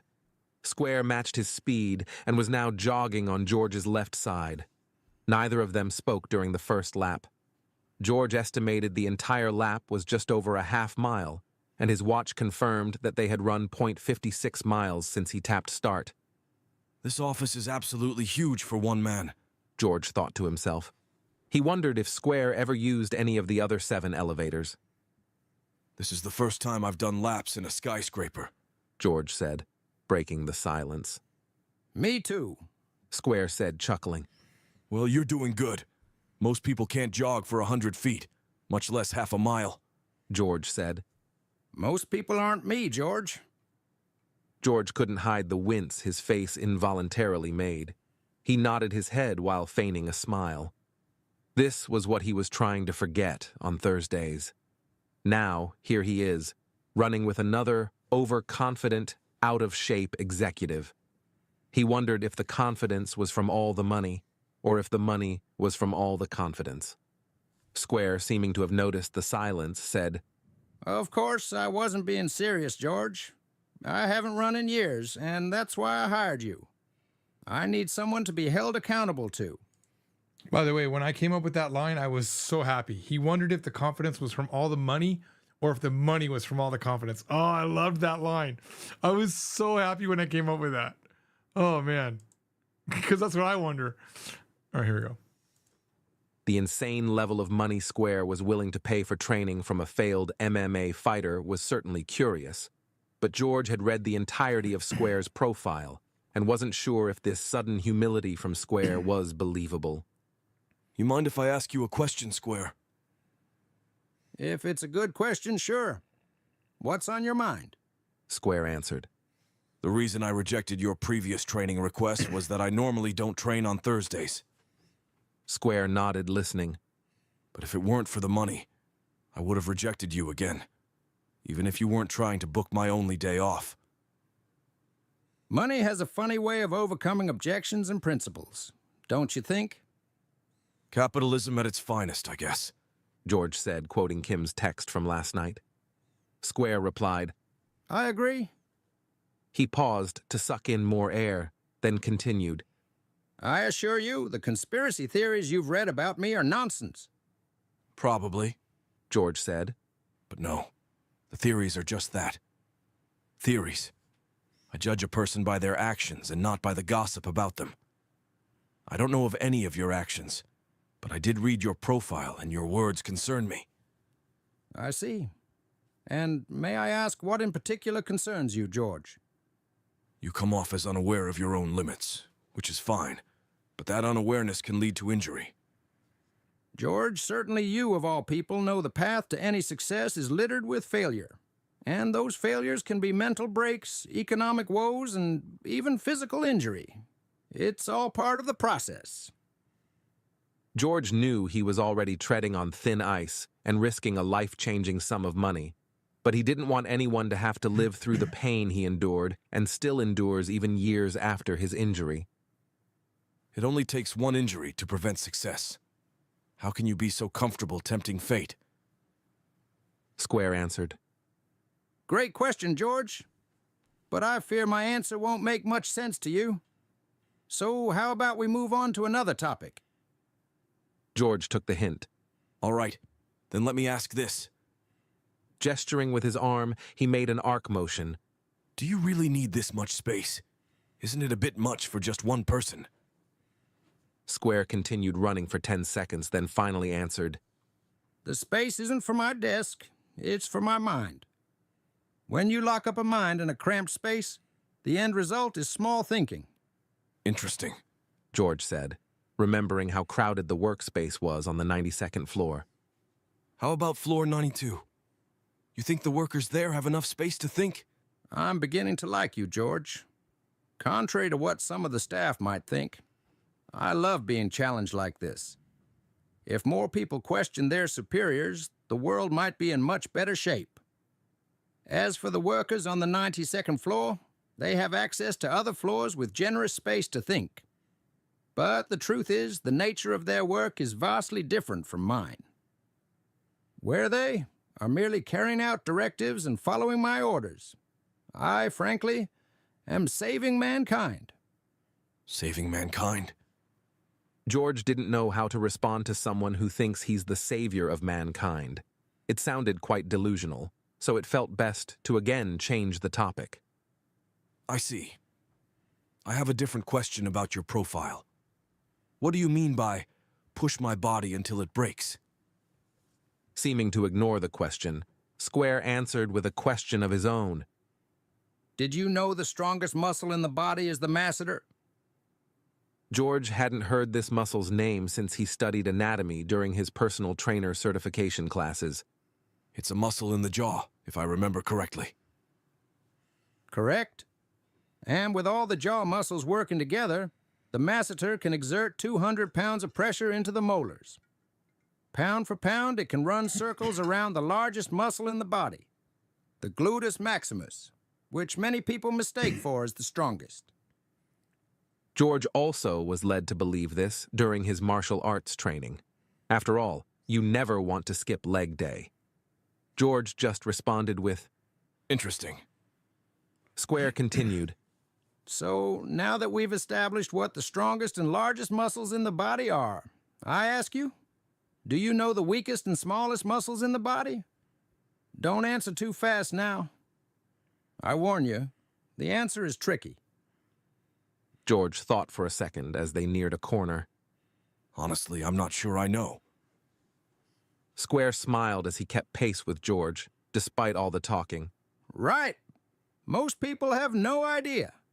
And why should they? Everyone thinks the biggest and strongest muscles are more important. George pondered that maybe it was a muscle in the hand, or maybe the muscles controlling forehead movement. I give up. What are they? George finally asked. I told you it would be tricky. The smallest and weakest muscles are one and the same. It's called the stapedius, located in the inner ear. It protects the auditory system from damage. Similar to how eyelids block foreign objects from entering the eyes, the stapedius blocks large sounds from entering the ears. Square continued. Without this muscle regulating sound, any loud noise could damage your hearing and result in permanent deafness. Such a weak and small muscle hidden in our heads playing such a vital role fascinates me. Okay, so this guy is smart. No client had ever been this knowledgeable about the body, but George had another concern he wanted to address. In your profile, you mentioned something else that concerns me. You certainly weren't lying about your curiosity, were you? Speak your mind. Square said. Most clients want to get six-pack abs to impress a girl or lose weight to fit into a dress. I haven't trained anyone who wants to, and I quote, reach and exceed my body's breaking point. Square furrowed his eyebrows. I applaud your memory recall. It's quite impressive, George. But certainly there's nothing wrong with wanting to push one's limits, is there? No, but it would be unethical for me to help you self-harm, if that's what you're trying to do. George, this has nothing to do with ethics. We aren't talking about animal testing or doing experiments on innocent people. I do this of my own free will, and I'm asking for your help. Were the articles Kim sent right? Does this guy have some sort of guilty conscience? George found it curious that Square brought up animal testing without prompting. George's voice was steady. I want no part of an injury that could cause a lifetime of pain. George spoke from experience. He hid his own pain well. George continued. I don't mind helping you get in shape, or fit in a dress if that's your thing. Square chuckled at the dress part and smiled. If I was looking to just get in shape, I would have hired someone else. George, you'll eventually realize that what we do here will be vastly mutually beneficial. And I assure you, you are uniquely qualified for my needs. What does that mean? George thought. Look, no amount of money would make it okay for me to break your or anyone else's body. The second lap ended at the East 2 elevator, and they headed back towards the massage table. George, I assure you that if I get injured or hurt in any way, it won't be lifelong. And I assure you I don't have any sort of pain fetish. But this body of mine is temporary. Any damage will be inconsequential if I can achieve my goals. With all due respect, Mr. Puppenmacher, you obviously have never torn a rotator cuff, and it certainly won't feel inconsequential when you rupture your Achilles tendon due to overexertion or break as many bones as I have. I'm not sure if I can participate in this. George paused briefly, but couldn't stop the words from coming out. This level of crazy. Square raised his hand as if to calm George down. George, you say it's crazy. But I know from my research that you yourself pushed your body to a point of breaking. The only difference is that for me, it won't be by accident or because of an unrealistic dream. Unrealistic dream? George felt himself heating up. I'm not sure what you found when snooping around my life, but by no means were my dreams unrealistic.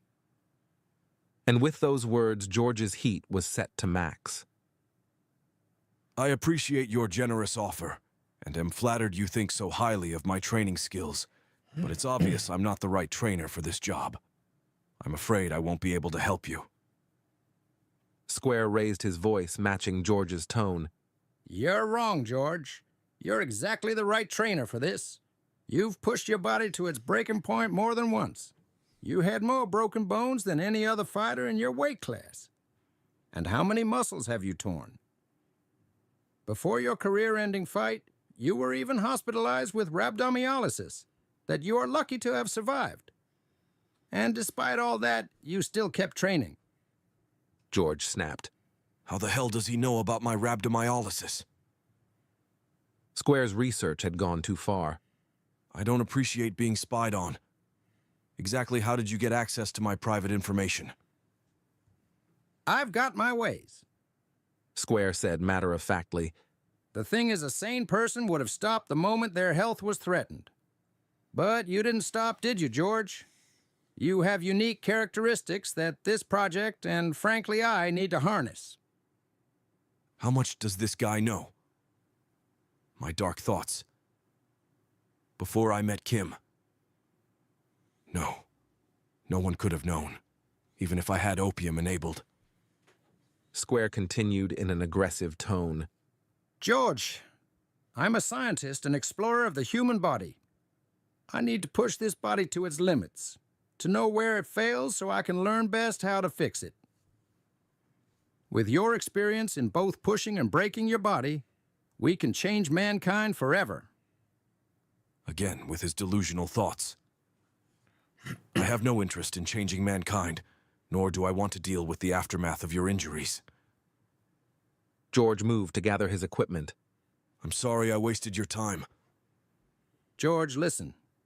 Your points are all valid. If I were you, I would walk away also. He paused briefly, then continued. I've spent most of my life on this project, and I know the right person when I see them. So, here's my proposal. I'll have our legal team prepare documents that absolve you of any liability and set clear boundaries. Next Thursday, you can review the documents, then decide if you want to continue. Today, we can just do a standard workout. Does that sound fair? George paused to absorb the words, but still wanted to walk away. Let's see what these papers say, he thought. The money was worth waiting to decide until Thursday. Worst case, he could earn another batch of cash. Yeah, I'll look at the papers Thursday. Square was starting to say something as a call came in. Excuse me, George, he said, telling Omni to answer. A young woman's voice could be heard with the wide-angled sound wave. Candidate 237 is showing promise. You might want to get down here. Square's face lit up. He spoke back. I'll be down in a few minutes. He then turned his full body towards George. George, it's been a great session. I'm sorry I have to end it earlier than planned. Of course, I'll pay you for the full 3 hours. Can I assume I'll see you at the same time, next Thursday? I'll be here. But I'll need you to add something to those papers you're going to prepare. Oh? What's that? Square said, perplexed. You'll need to promise to never look at my personal data ever again. If you want to know something about me, you can ask. And if I feel like telling you, I will. My rights to privacy will not be superseded, no matter how important you think your project is. Are we in agreement? You drive a hard bargain, George. Agreed. Can I assume you'll also be discreet with our discussion here as well? Square asked. Like I said, I don't enjoy gossip. You keep your nose out of my business, and I'll keep mine out of yours. Sounds like a fair deal, Square said, extending his hand for a shake. George shook his hand. I'll see you Thursday. Oh yeah, one more thing. Square's face contorted. It seemed like he couldn't imagine what else George might want to add to the agreement. Shania on floor 92 seems to think you might soon owe her team donuts.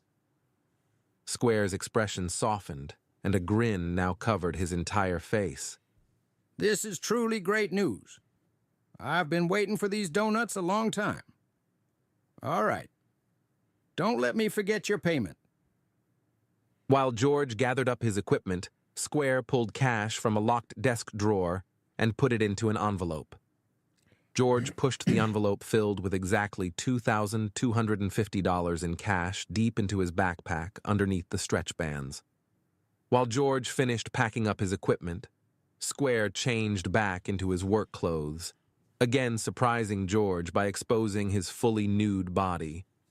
After a few moments, they entered the elevator George rode less than 30 minutes ago. The information panel was already displaying destinations of floor 1 and 92. Square seemed deep in thought as he silently took the brief trip down from floor 100. The elevator arrived at floor 92, and Square walked off, not looking back to George. It seemed the entire team on the floor had now gathered in a huddle around one of what looked like a mannequin similar to the ones in Square's office. George saw the woman from earlier, Shania's green hair poking up from the center of the huddle. Indistinct chattering emanated from the group like a pack of hyenas.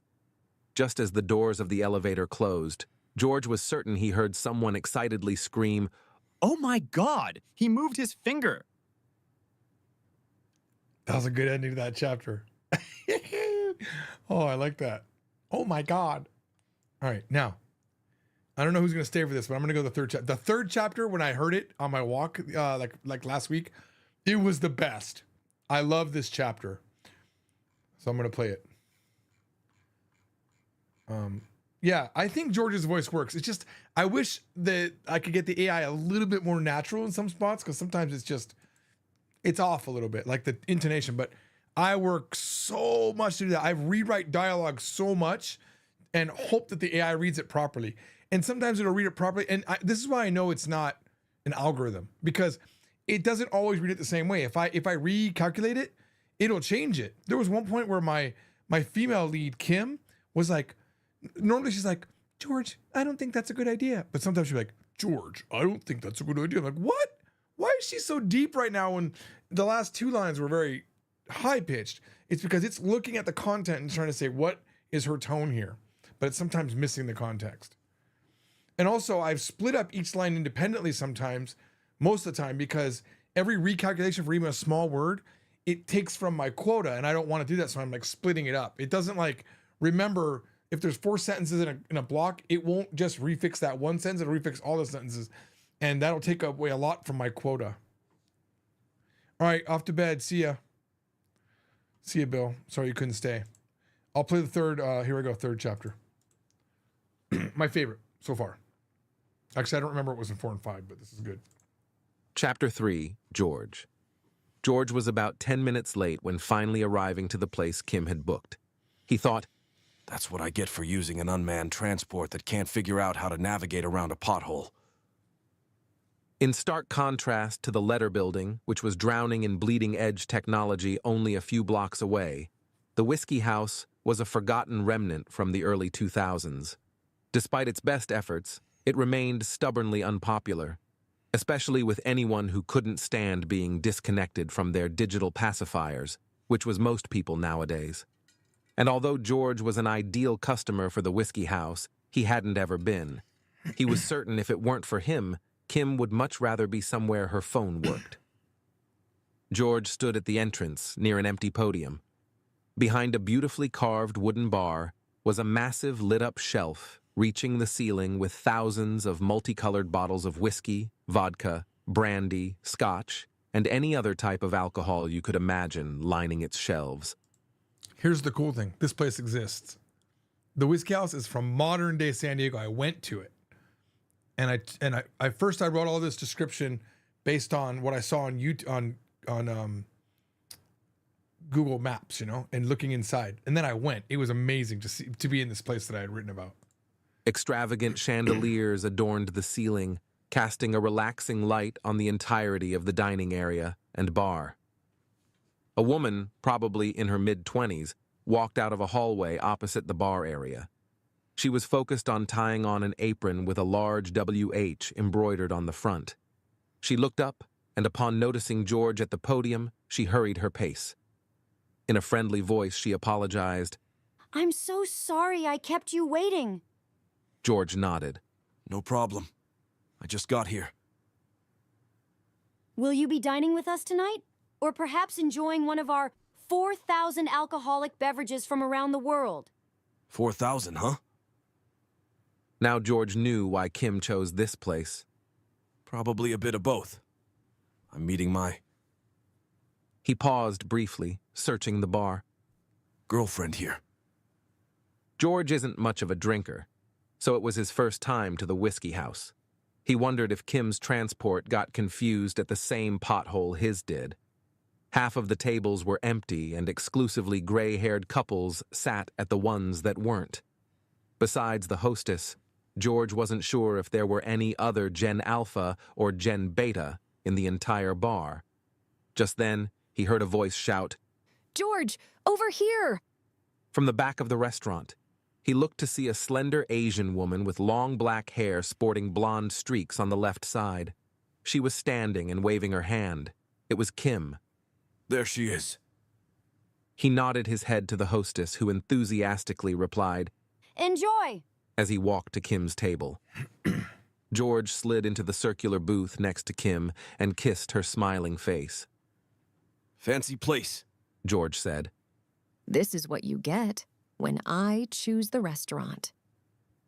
George often opted for cheap street food or making something at his place. His debt weighed heavy on his mind, so he chose cheap food over more expensive, healthy options.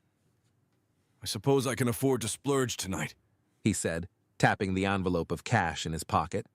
Kim handed George a multi-paged menu booklet and said, Let's order first.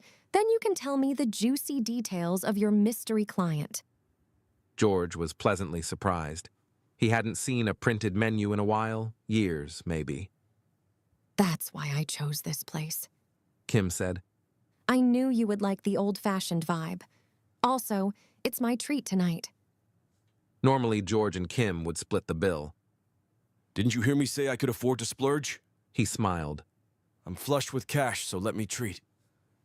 Oh, yeah, we got Mr. Moneybags over here, she said, laughing. I appreciate the offer, but tonight's my treat, and I won't let you talk me out of it. After a few minutes, an actual waitress came to the table. She had a notepad on which she wrote George and Kim's order with a pencil. You were right, Kim. This was an excellent choice. Right. I knew you would like it, Kim said, beaming. We'll see if their pulled pork sandwich is as good as Locos Tacos Loaded Tacos. Kim softly slapped him on his arm. Okay, enough about your tacos. What did you find out about your guy at Letter? It was normal. I mean, the guy just wanted to work out. I wasn't really there on a fact-finding mission. George would rather talk about Kim's day since not much happened as a trainer. Certainly not as much as a public relations agent.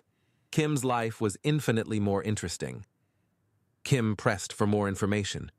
Okay, but tell me about the letter guy. There must be something behind him paying you so much money. Her eyes were open wide in anticipation, like a child waiting for their favorite ice cream. I mean, he's just a normal guy, I guess. He thought I was a good match for him. Maybe he's a bit delusional, but I think that's normal for someone in his position. George said flatly. Delusional about what? She prodded. George almost kept talking, but remembered back to the end of the session, where Square asked him to be discreet. Look, I probably shouldn't talk about it. It's not my information to tell, and the guy specifically asked me to be discreet, he said, hiding his annoyance. Kim crossed her arms in front of her chest. Her tone changed drastically. Why are you always like this? Like what? You always complain about having nothing interesting to talk about. And now when you finally do, you don't talk about it? Can't you just talk about your day and let me ask the questions for once? What do you mean? We have tons of conversations, he said, trying to remain calm. You ask questions, sure, but they're always about my topics. The minute I ask you about your day, you shut down and change the topic back to me. I wish you would just open up for once and talk about your day, or the news, or anything other than the topic I introduced, she said, uncrossing, then recrossing her arms. He knew she wasn't wrong. When it came to conversation, he was more of a listener than a conversation starter. He tried to make up for it by asking questions, but rarely offered up topics of his own. I can see you're frustrated. It's just that my days aren't interesting. I can only say, we ran. Then we did resistance training so many times, George said in a resigned voice. Kim raised her voice now.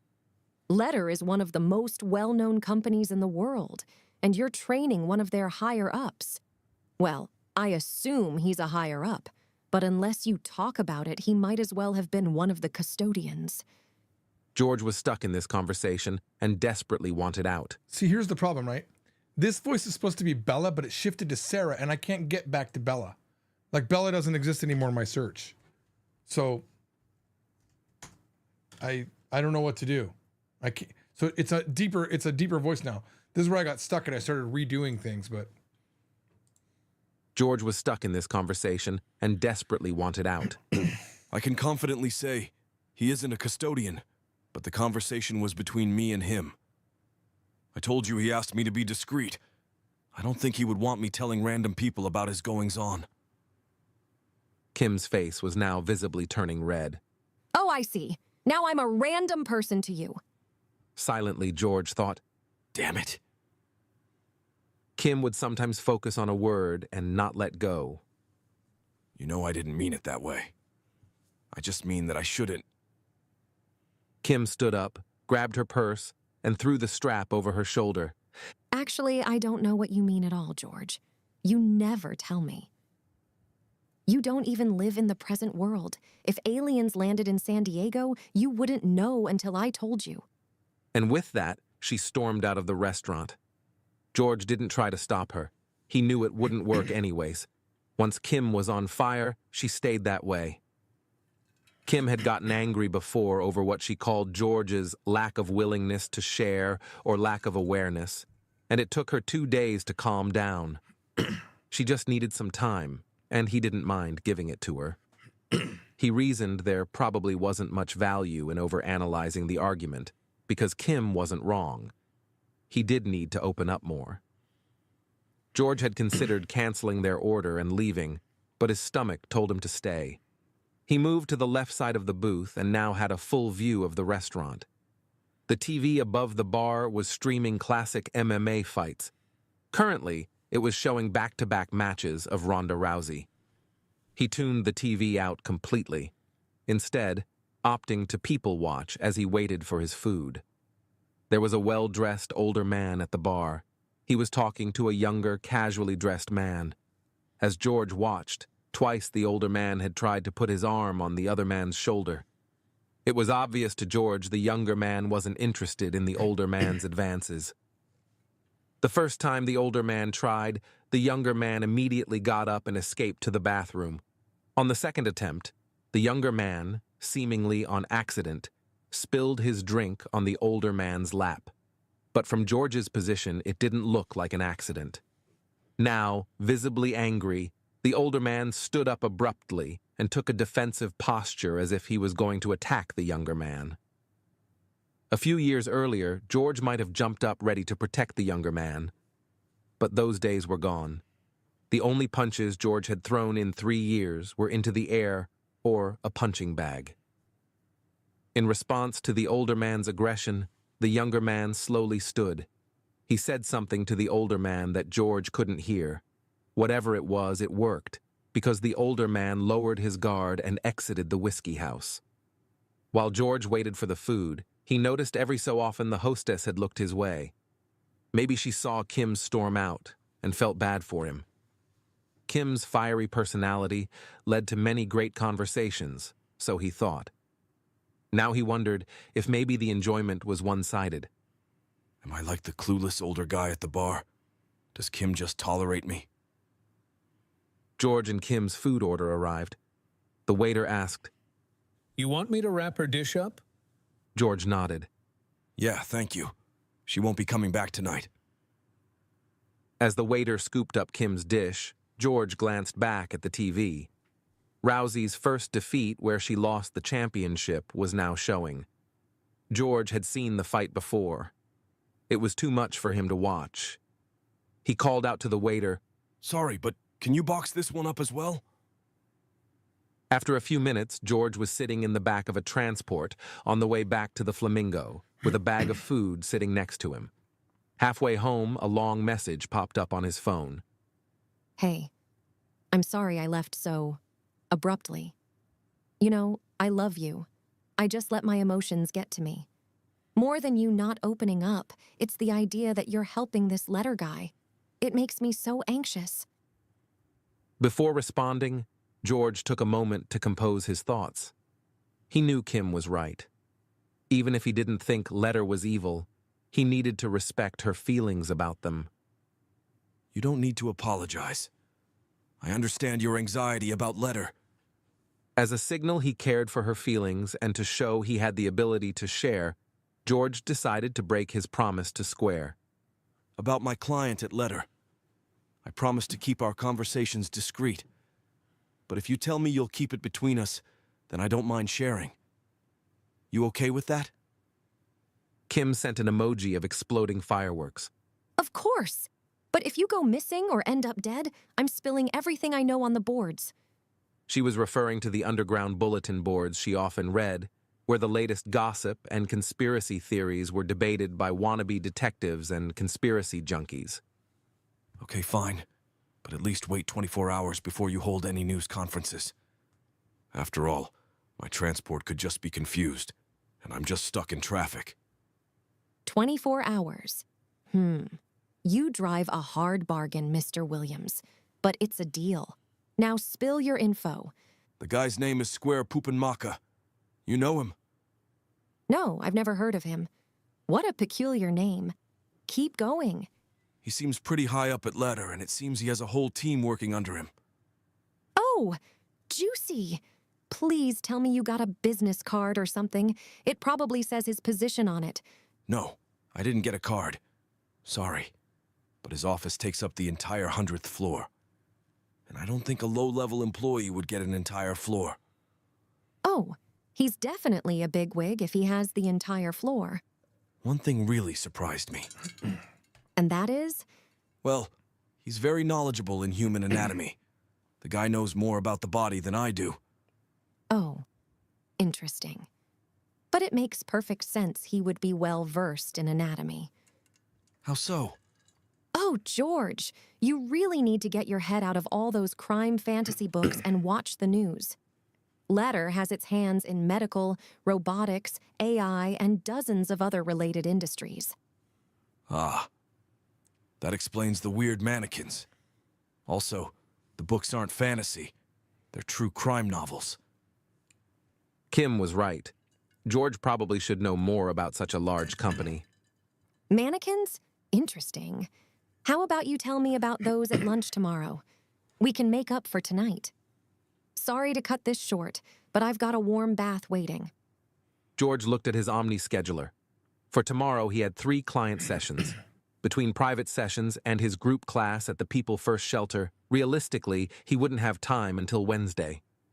My next few days are pretty packed. How about we have Locos Tacos for lunch, Wednesday or Thursday after letter? It's a date. But what is it with you and tacos? I'm good for Wednesday. From the corner of his eye, George glimpsed the bag of food on the seat. By the way, I saved your food from the whiskey house. I'll be out all day, so I'll leave it in my refrigerator on the top shelf. George and Kim, both only children, with no close family living in the state, had swapped apartment access codes. At Kim's suggestion, they also decided 6 months into their relationship to become mutual assigned caretakers. The assigned caretaker proposition, passed in California near the end of 2032, was a first-of-its-kind law that allowed a person to designate a caretaker to act on their behalf. Not dissimilar to a limited power of attorney, it added more protections from abuse on both sides of the agreement. Originally popular with elderly couples, it soon became common for young people in relationships like George and Kim. I've got an early meeting, but I'll grab it for lunch. You know, George, you might not be so talkative, but at least you're considerate. Hugs and kisses. Night. George had conflicting thoughts about Kim. He secretly wished he had met her when he had a brighter future. If he had, he would have already proposed to her. She obviously loved him, or she wouldn't have offered to be his assigned caretaker. She was beautiful, talented, mentally strong, and had a proper career. But George often thought she might be better off with someone of her own caliber. He had imagined, by the time he turned 30, he would already be married with 2 children. And he had hoped he would be well known, if not famous, in the MMA world. Now here he is, at 28, living alone in a dump. A new message alert sounded. Hey, before I go to bed, I just wanted to say, thanks for sharing even a small part of your day. I know it's hard for you, and I appreciate you doing it for me. Good night. What Kim saw in him, he would never know.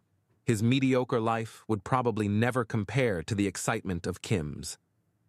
George put Kim's sandwich on the top shelf in a paper bag with an apple and a bottle of his favorite green tea. The sandwich made him think back to the argument at the whiskey house. Something Kim said stuck in George's mind. Would I really not know if aliens had landed in San Diego? George grabbed a fresh bottle of green tea for himself and sat at his desk. If he couldn't talk about himself, the least he could do was talk about the news. On his Omni scheduler, he added a new daily repeating task to watch the nightly news. Kim loved to discuss current events. The next time they meet, he decided he would be the one to start the conversation. He twisted off the lid of the green tea and downed his painkillers. The painkillers he still took on and off didn't completely work, but they did dull the pain still present in his knee. Sitting on his couch, he watched a news broadcast for the first time in 3 years. This is NBC News 7. We are learning more details about the Japanese cargo ship that sank just 10 miles off the port of San Diego. The ship was captained by 23-year cargo vessel veteran Yoshifumi Mikami. No deaths or injuries were reported in the sinking, but Omni Logistics reports that the cargo, including advanced medical scanning equipment, is a total loss. The cause of the sinking is still under investigation by the Coast Guard. The news anchor followed the cargo ship story with another local story that to George felt just as mundane as the next. How is this better than a good book? A block of commercials started after the third story, and George transferred the news to his bathroom mirror. He was halfway through brushing his teeth when a commercial advertising a dental cloning clinic came on. To George, the timing was a bit suspicious. He guessed it wasn't coincidence that the commercial aired exactly when he was brushing his teeth. Capitalism at its finest, he thought. Next up was news out of China. In an effort to one-up the United States, China's President Ding Xuexiang announced the commencement of its second space elevator project, dubbed the Sky Ladder 2. Construction will begin in Shandong Province early next year. Its design is said to closely resemble that of Sky Ladder 1, which began construction last year in its North Korean territory near Chongjin City. It's reported that Sky Ladder 2 will be completed in the third quarter of 2044, just 2 years after Sky Ladder 1 is scheduled for completion. Cost for both projects is estimated to be the equivalent of just under $4.5 billion US. George's knowledge of space elevators was limited to the wording on the box his massage table came in. It boasted that it was built with the same nanocarbon material as the Kennedy space elevator. He had no plans to go to space, but at least now he would have something more to talk about with Kim on Wednesday over tacos. I wonder if that was a little bit too wordy near the end. And we lost most people during that one, so I wonder if it was too long or it's getting too late. Probably both. Whew. All right. Well, I do have 2 more chapters, but I'm going to end there.